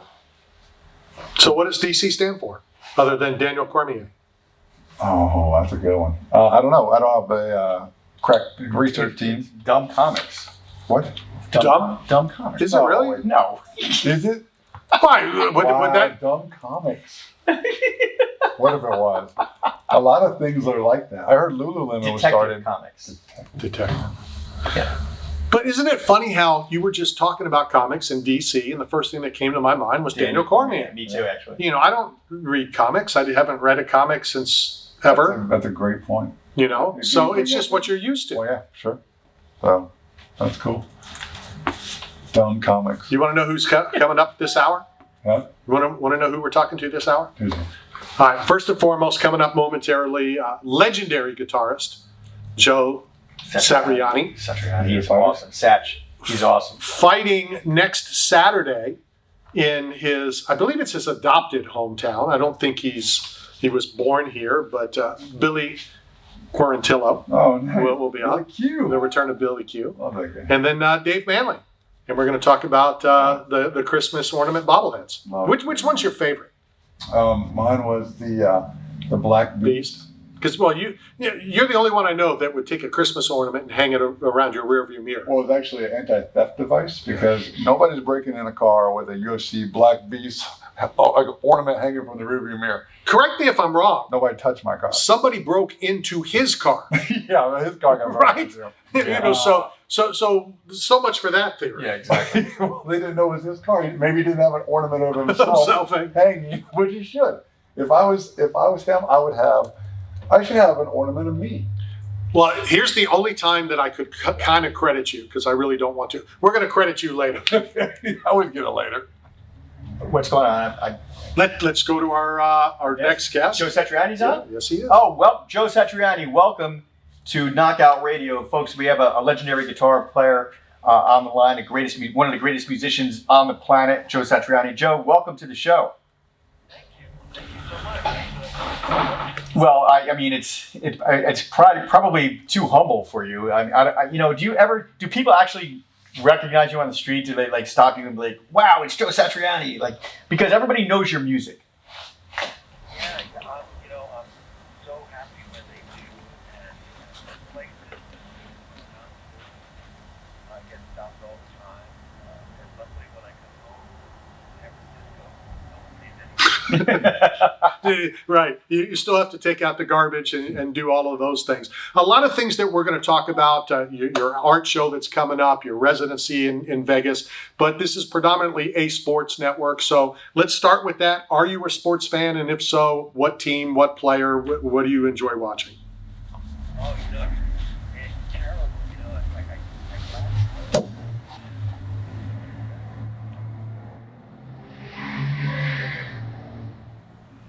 started around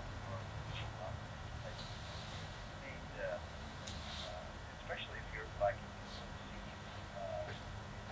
represent the wrong so proud. Mm. I adopted this attitude that I follow the Olympics.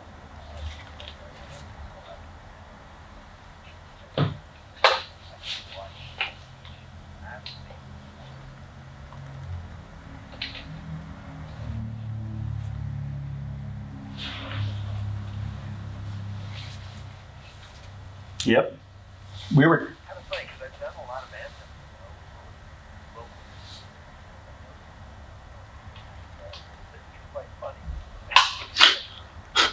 When I hang out with them, they're so uninterested. Hour to hour every day with their team. But they know that I'm into the athlete. No, for sure. So I'm sure it's true because we've heard this, but tell us the story how, I guess you were at football practice and you decided you're done playing football and guitar's now your thing? Yeah, I mean, I love football. I wasn't very good at it.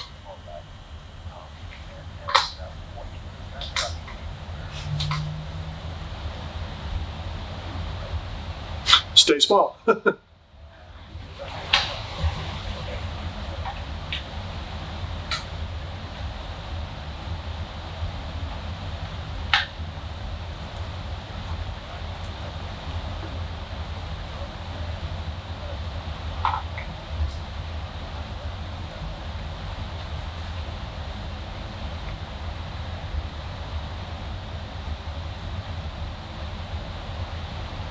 Wow.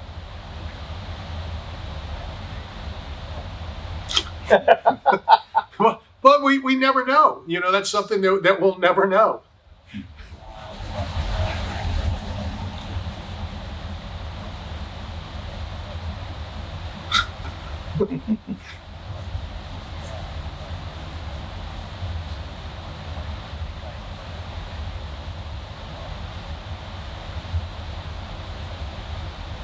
So Joe's.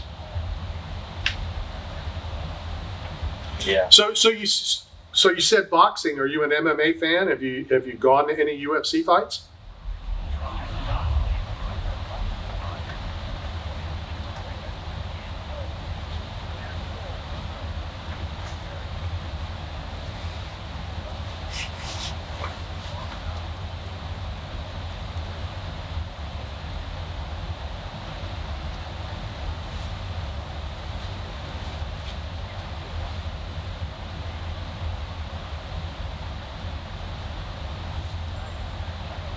Yeah.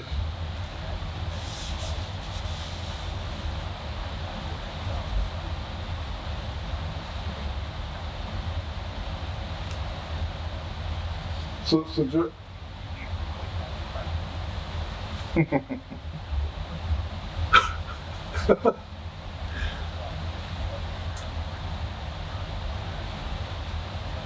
Right.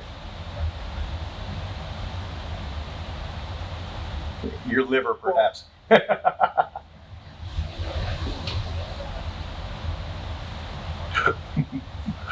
So Joe.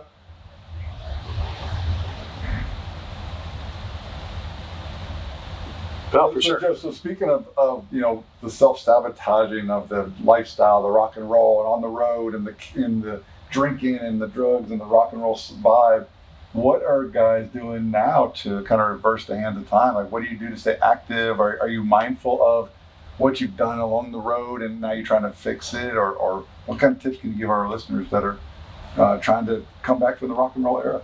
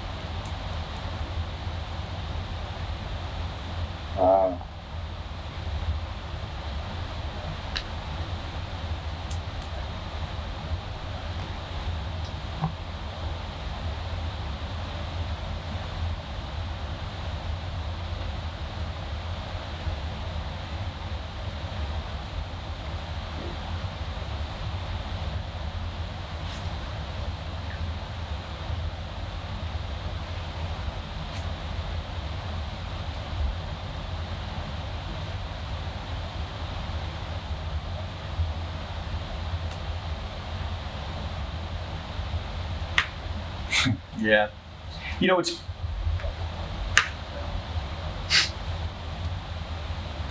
Joe, it's funny. We cover mixed martial arts here a lot. And through my travels in the MMA world, I've met numerous musicians who practice Muay Thai and Jiu Jitsu. You know, Al Petrelli from Trans-Siberian Orchestra. I went to see his show and he said, Mike, bring your pads and I need to warm up before the show. And I was holding pads for him. And Al Petrelli, you know, he's what, 68 years old, and he was bad. I'm like, wow. Let's be honest. The most famous shoe salesman of all time trains in Al Bundy. Correct. Yeah. Yeah, I don't know if you know, but Al Bundy he's a black belt in jiu-jitsu, and he's really good, and he's a really big dude. Like, you'd be surprised. But anyway, I've met so many musicians, Derek Sherinian from Dream Theater, and Mike Portnoy, and I'm sure you know all of these guys I'm mentioning. Do you guys train, to keep, I know you talked about working out a lot, but have you tried jujitsu? Have you tried Muay Thai?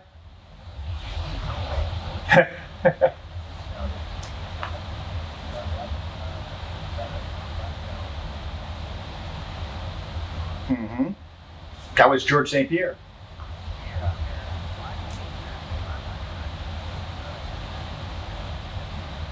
Right.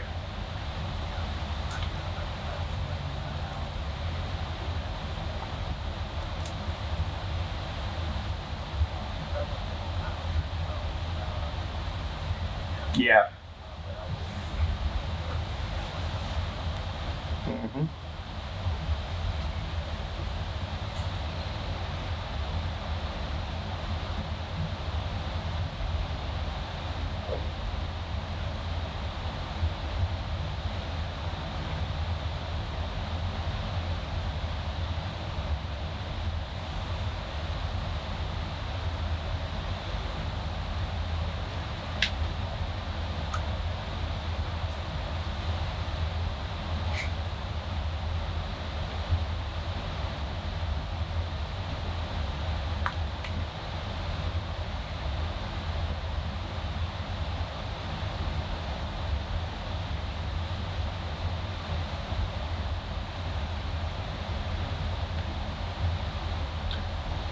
Well, and that obviously has played out well for you, because I know next week down at in Hollywood, out at I believe it's at the Hard Rock, or one of the two appearances is at the Hard Rock, is your art gallery show. Talk about that.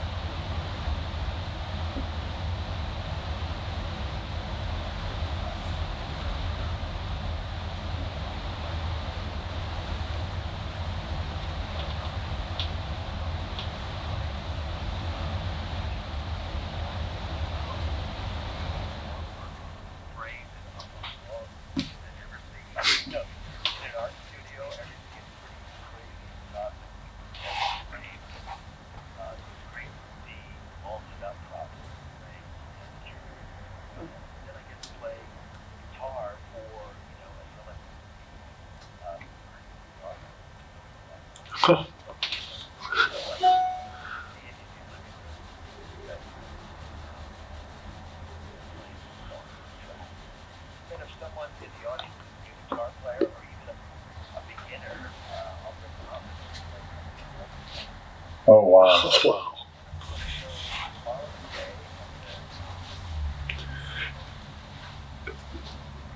Cool. It is. No, it definitely is right up the road, at least for us. We're in Tampa. What is it like, or is it the same watching you play guitar, or watching a fan purchase a piece of art that they're going to take home and put on their wall? Is it the same kind of excitement and enjoyment? Yeah, that's a good point, because I've often told people, like when you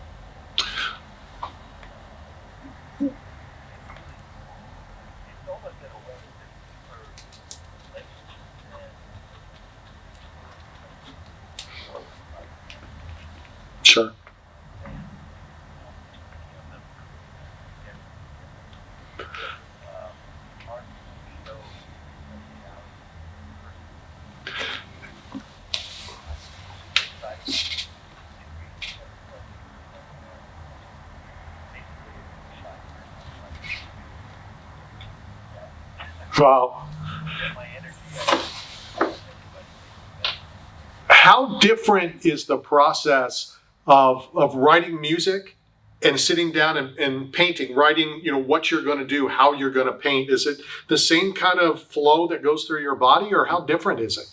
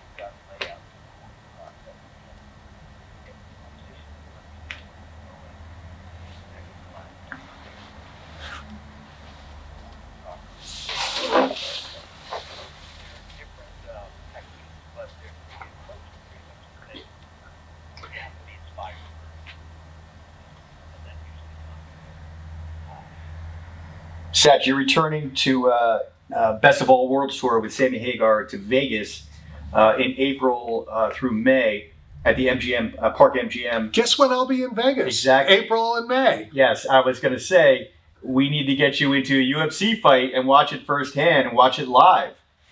Oh, I would love to do that. Yeah, my son is so into that.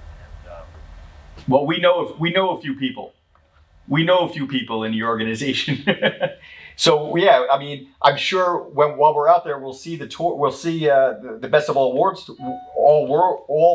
tour with you and Sammy. And this is not the first time. This is like the fourth time you're doing that with him, correct? you're actually an account. Yeah, counting's hard. Rock and roll blur, but we went out for 6 weeks in the summer. Then we went to Japan.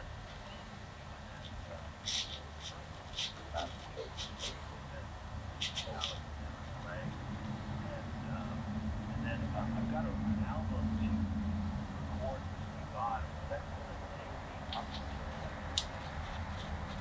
stage forward to that. I've never done a residency before. Mm-hmm. I'm going to jump on a plane or a tour bus right after a show. Really relax. Well, you and Steve Vai did the G3 tour, correct? Yeah, we did G3 and then we did the Sax Vai tour. And the response was so great that Wow. yeah, we got lots of crazy great money for that. And we did an album right now. If I can ask you this, and this is a very serious question. Oh, you. How have you kept a friendship with someone that you've known since school? We can't keep friends here for 2 years, yet you and Steve have been friends for how long? Since he was 12, Wow. about 3 years apart. Yeah.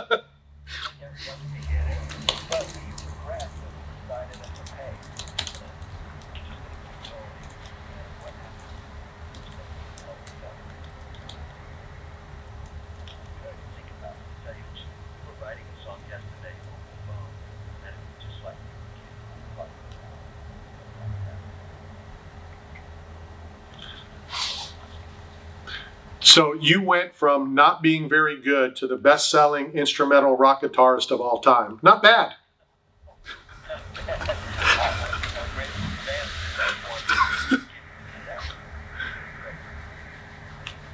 So Joe, while we're talking about Long Island, we have a dear friend of the show, Tommy from Billboard Mats at the Special Place, Huntington specifically. So shout out to him. But for you, I just want to say I'm not an industry music person per se. And so I knew you were coming on the show, and I decided, like Mike, give you the great welcome. But after talking to you, I envision, like I've never traveled the whole world like you have, but I envision this is your personality and your approach to life is kind of what a global like person does. Like you can appreciate sports and the athletes for what they do, but you're not a big fan. You're cultured, you're traveled, you're open, you're expressive, you're willing to put yourself out there to be seen, but yet you're shy to like step up and accept their praise for it. And I think this is what all humans should aspire to be, man. Like it's a great disposition on longevity and joint pain and just movement without chronic pain or illness. And so kudos to the way you perceive life, and since a young age, active and fit, and avoided a lot of the pitfalls that people couldn't do along the way. So bravo, man. I'm a big fan, and you got a new fan in me. Yeah, he's a great musician too. I've always said, Joe, like I'm so curious about how in music it keeps you humble, because the guy in the next room is another musical genius in maybe a different instrument or a different genre. And do you find that humbling when you're one of the greatest guitar players in the world, and then next door there's somebody playing piano that's Yo-Yo Ma's playing a cello, and Ling Ling is playing piano next. Like, how does that keep you humble? Oh man, again, the high school experience, they have a tested by the state.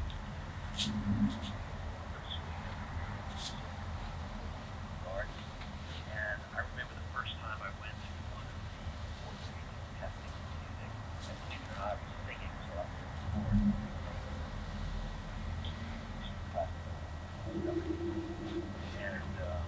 I remember walking the hall, and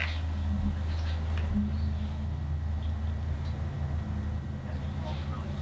And it was the first time I stood right in front of my sounded so so very early on in my life, wherever you go, get the chance. Now, years later, call me something crazy, but I decided to fight and stand next to the greatest guitar players in the world every night on stage and trade solos.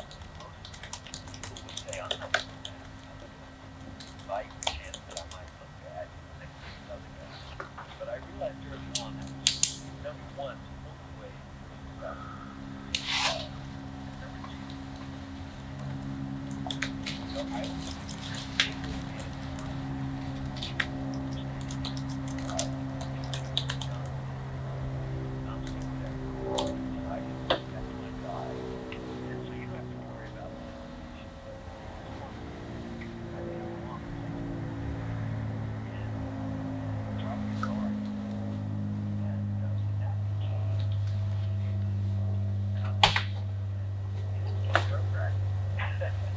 especially like me, if you're the third guy to take the solo. Right. But that's the community among the guitar players that provided is great. Well, that's tremendous, Joe. Joe, thank you so much for your time. Yeah, man. Hopefully we can get you back on, and hopefully we can connect in Vegas. We can get you to the UFC. We'll come out and hang out, and that would be awesome. First and foremost, would love to wish you and yours a happy Thanksgiving, happy holidays. I have the contact from your PR people. We will be in touch, and we will get you to a UFC fight in Vegas. Oh, awesome. That was great. Thank you, guys. Thank you, sir. True legend right there. Let's go hit a quick break. When we come back, Billy Q fights next weekend here in Tampa. We'll be right back.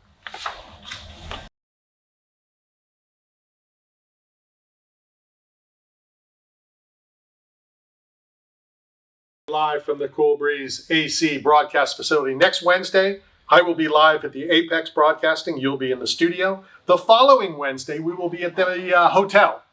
We shouldn't say what hotel. We will be at the UFC Hotel Broadcasting. And possibly our next guest may be on again in 2 weeks. Our local guy back in the octagon, Billy Q. Billy, how are you?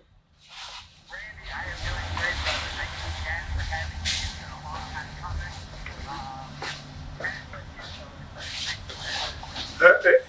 I don't even want to ask how excited are you. I know you get excited before every fight, but fighting in the backyard, fighting in Tampa, does that take it to a whole new level, or are you trying to keep it? Nope, it's just another fight.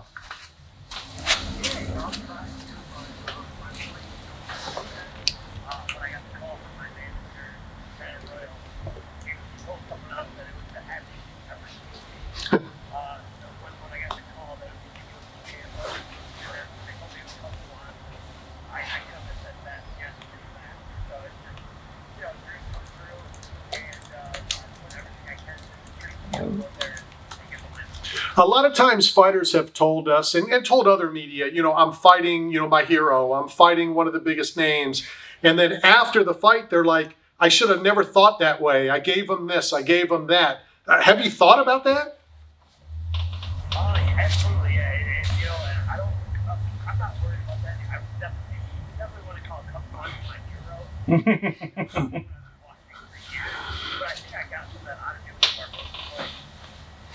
He was one of the guys that I was watching for a very long time, and there was really nothing I could have done about it. When he got in the cage, I was like, holy crap.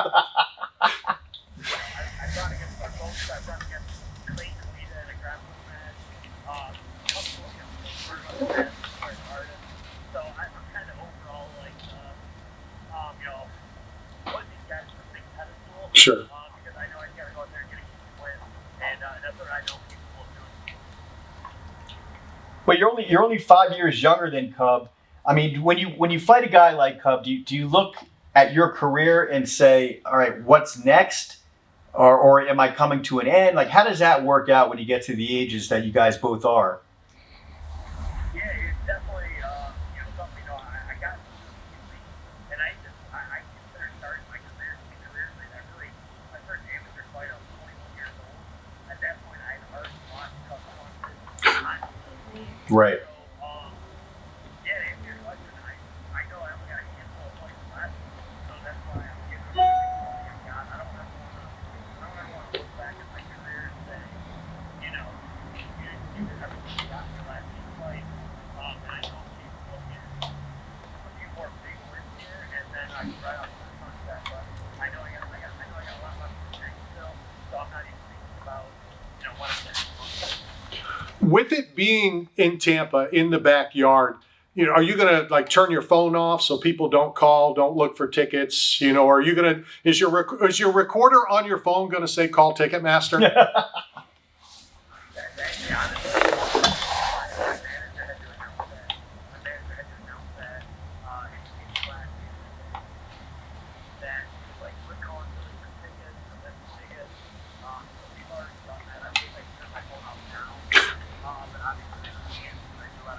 Sure.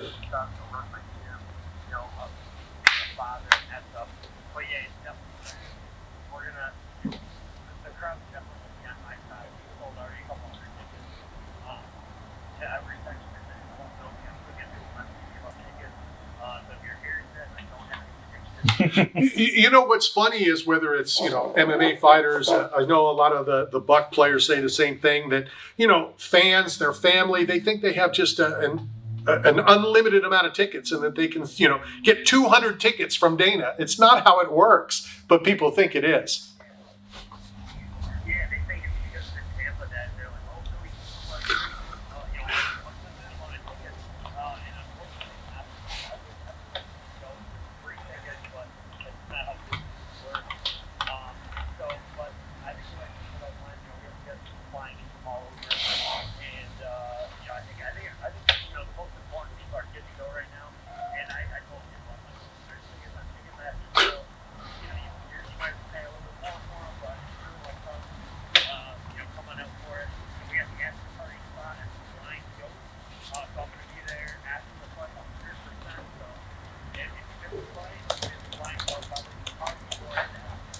Cool. After your fight's over, after all the fights are over, or after the media gets out at like 2:33 in the morning? My family and all of them are going to go to the sports fight, and then I'm basically going to go in there with my fight, take pictures, talk to you guys for a few minutes, and then I'm hoping that we can go right to the arena. Usually flying close, I don't want to miss the after party. You got to show up for those things. So I'm probably not going to watch the main event. It's pretty late on the card. So we'll probably. I'll probably talk to you last, right over to that. Okay. Well, hopefully you're still there when we get out, because we don't get out anytime early on the East Coast. I know, man. I've been training late because the main tournament and they're like, it's probably not going to fight till like 11:30.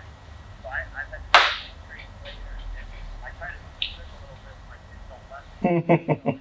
Like I'll process. I'm trying to stay up late, but also I got like a routine. So it's something I've been dealing with, but I think it's all right. You know, I mentioned that earlier when Chuck Liddell used to fight. I remember in Anaheim, he came into the hotel early in the morning and he would tell people, it's not I'm out there partying or anything. I'm trying to stay up later because I'm fighting later. You're just trying to do things, to stay busy so you can stay up.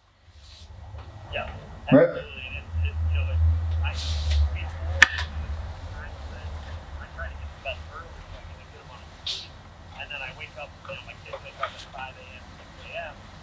But now I'm kind of in a bit of a conundrum. Conundrum is a good word for this next segment.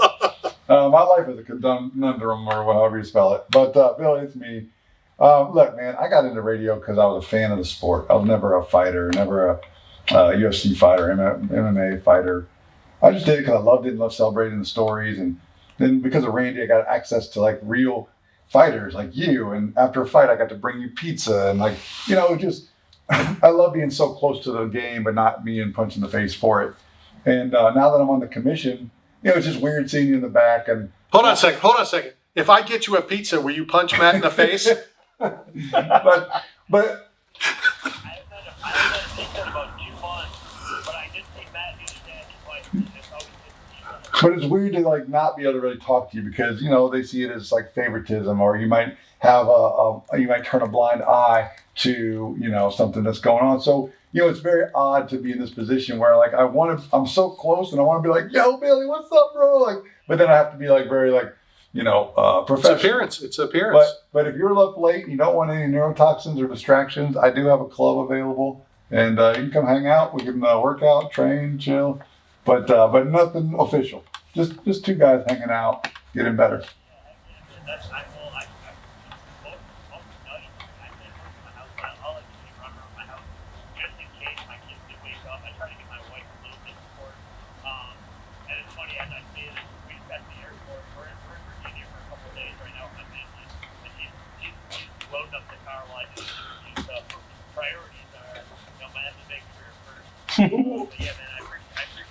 Anytime. Yes and no. The MMA career comes first. I know what really comes first. So let's end this interview now. We'll probably be able to get you on from the hotel in 2 weeks. I don't want to get you in trouble with the wife. That is the most important. But as always, this is what I do it for. Sure. My family, my wife, my family, and our future. But I'll definitely see you at the hotel. Let me know if you guys want to get together there. Awesome. As much media as I can with this fight. It's so important to me. And MMA in Tampa, and you guys are doing a great job, getting us out there.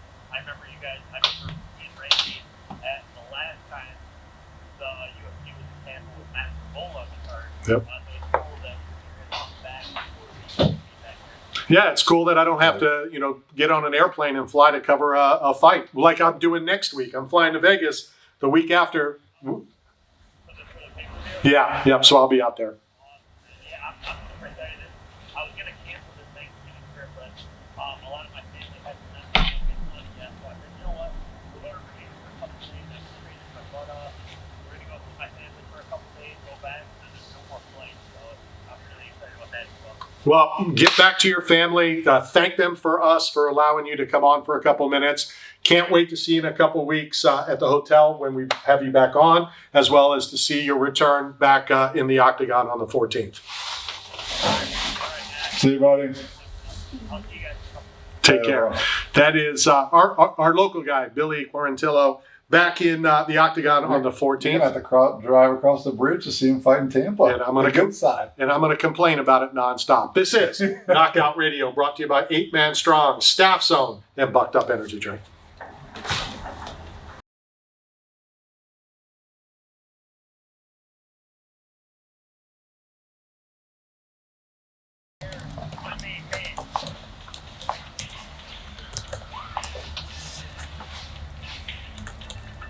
All right, we are back coming to you live. Final segment from the Cool Breeze AC broadcast facility. This is Knockout Radio, brought to you by 8 Man Strong, Staff Zone, and Bucked Up Energy Drink.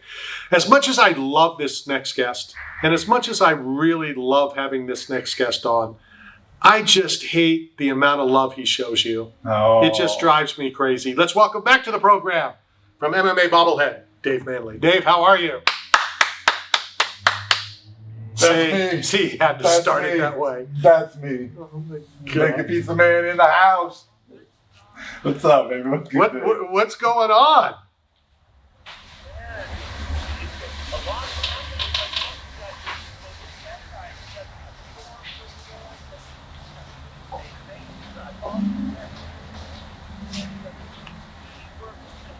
Yeah, we're trying to stay busy because once we're dead, we can't do anything.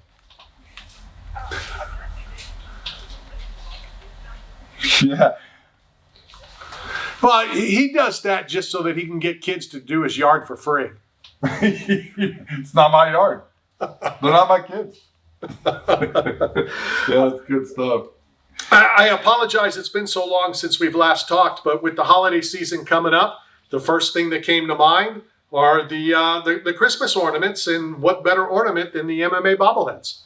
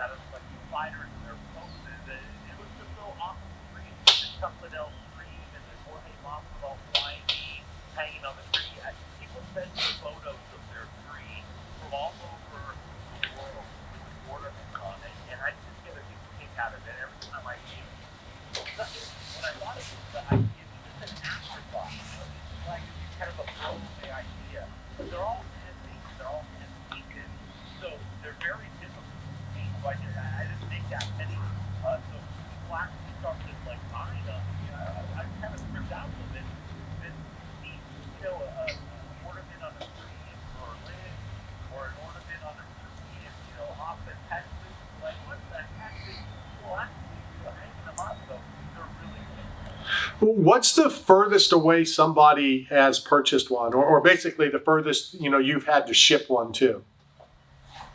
Oh my God, that's a great question. Like South Africa is probably the furthest away. There's a big MMA fan base down there. Australia, it doesn't work very many because a lot of these places that are very far away, it's really, really expensive to ship to some of these places. Sure. Like, first class should be no crap. You're talking, 25 bucks. It's not going to get there for free. I mean, it's very old school. You should never know. So, just land or not. That's the most difficult part about these events. Yeah, I get Canada all the time, or, the UK, or there's no wild things. But far away from the center, that's the fan base that, is difficult. It basically makes it impossible, I would assume. Yeah, and I mean, as a consumer, no matter how much I love these fighters, I live in South Africa, and I love, going hospital, and I go buy a $25 Christmas ornament, and it costs, $36. There's decisions there. How bad you want it. How do you ever run into problems with like licensing a fighter's image or a likeness, or are people just happy to have it done? Oh no, I mean that is like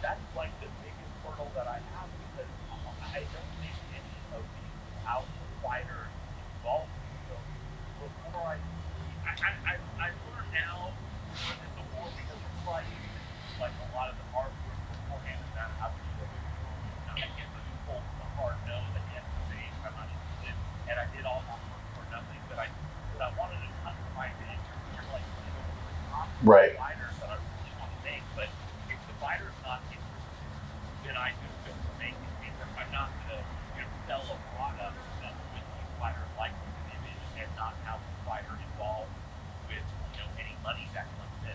It's not fair and it's not good to do. I take there's a lot of people that do this. Sure. That have David fighter on it. Fighters are the ones that have the ones that they never have involved. So, one of the things, I'm looking at your ornaments now. How did you choose Bruce Buffer's jacket? I mean, of all the jackets he wears inside the octagon, you picked the white one. It's funny how that he's got something that I'm designing, I'll design and then I'll get like the final thing where nothing is painted and I haven't chosen the code or anything like that. And that decision was made at Bruce Buffer's kitchen table. Mm-hmm. Down there and I thought, hey, what jacket would you like? And then obviously he's like, hey, how about the paint stars? Yeah, of course. Hey, easy, man.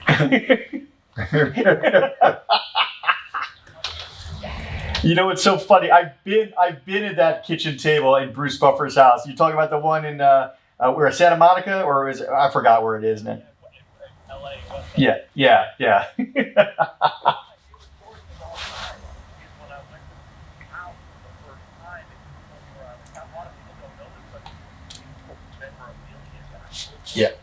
And guns. Yeah, mostly guns. Yeah.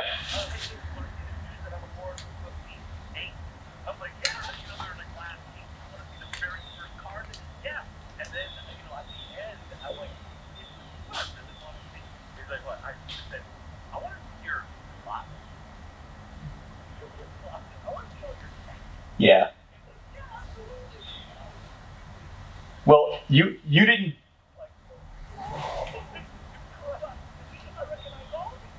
Did he show you all his World War II Luger guns from Germany? He's got like 10 of them.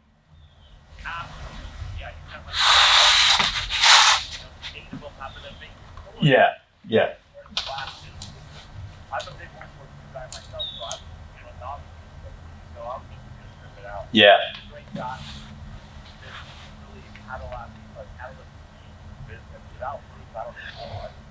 Wow, that's great. So a lot of new fighters and not a lot of what were once up and coming fighters are now champions. Any thoughts on any new bobblehead in the near future?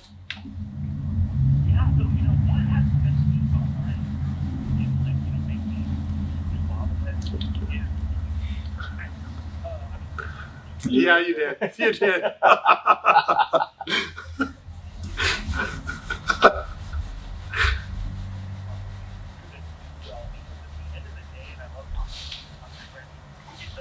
Sure.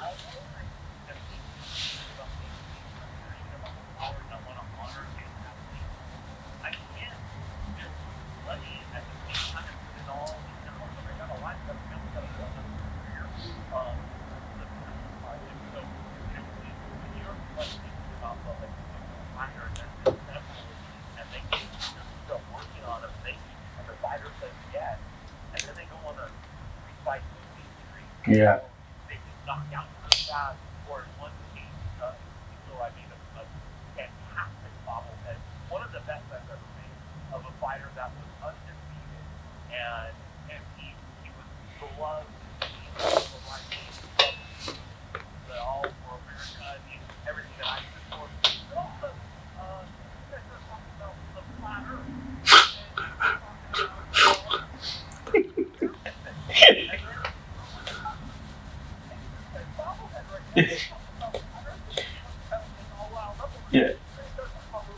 Yeah. No for gay Jesus. No for gay Jesus. And then the fighter gets knocked out. Right. And then, well, this is a couple more times where I got cracked up in this pocket. So I'm not dumb, another 500 hours in this thing or whatever, and all kinds of tens of thousands of dollars and not selling. I wonder what fighter you're talking about. Hey, he'll go unnamed. How about that? Well, he'll go unnamed, but I think he fights pretty soon. So that's all we'll say. I put 6 and 6 together, yeah, and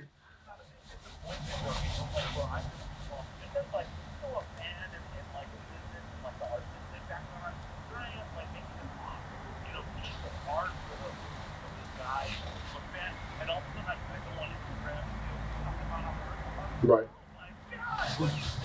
right, no, for sure. So speaking of conspiracy theorists and flat earthers and all that stuff, has there been any talks with Joe Rogan to do a Joe Rogan bobblehead? Figurine. He's probably the biggest recognizable face in the UFC of all time. So Well, Dana White too. well, I mean, Dana could be one, but I think Joe, with his podcast, the influence of the election, you know, has there been any discussion? Is he into it, or would he be open to it?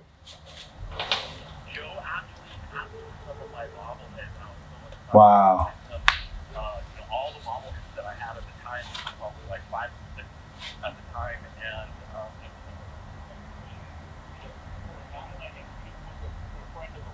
or whatever. And for a guy like me, that has a lot of like called for Rogan and whatever. So a lot of these guys, the bobbleheads are the last thing on their mind. Like Dana or whatever. I would love to, don't get me wrong, but no, your question makes sense. No. Like, one time I sent Dana the bobblehead to Instagram and talked about and I talked to me at one point on being like the official bobblehead maker, but that kind of even did it. But other than that, no. More writers if I could, but it's really, really difficult, when you don't have a lot of money, and that's what that's all about. Dave, you know what? Dave, you know what else is at the end of the rope? Our time. We are out. I appreciate your time. I'm going to text you in a minute because I know some people that have phone numbers to certain people. So I'll call you here in a couple minutes. That is Dave Manley from MMA Bobblehead. Thank you, everyone, for tuning in. I will be in Vegas at the Apex. These two knuckleheads will be in the studio next week. Happy Thanksgiving. Thanks, Ed. We had some people that can freaking talk. They were talking there.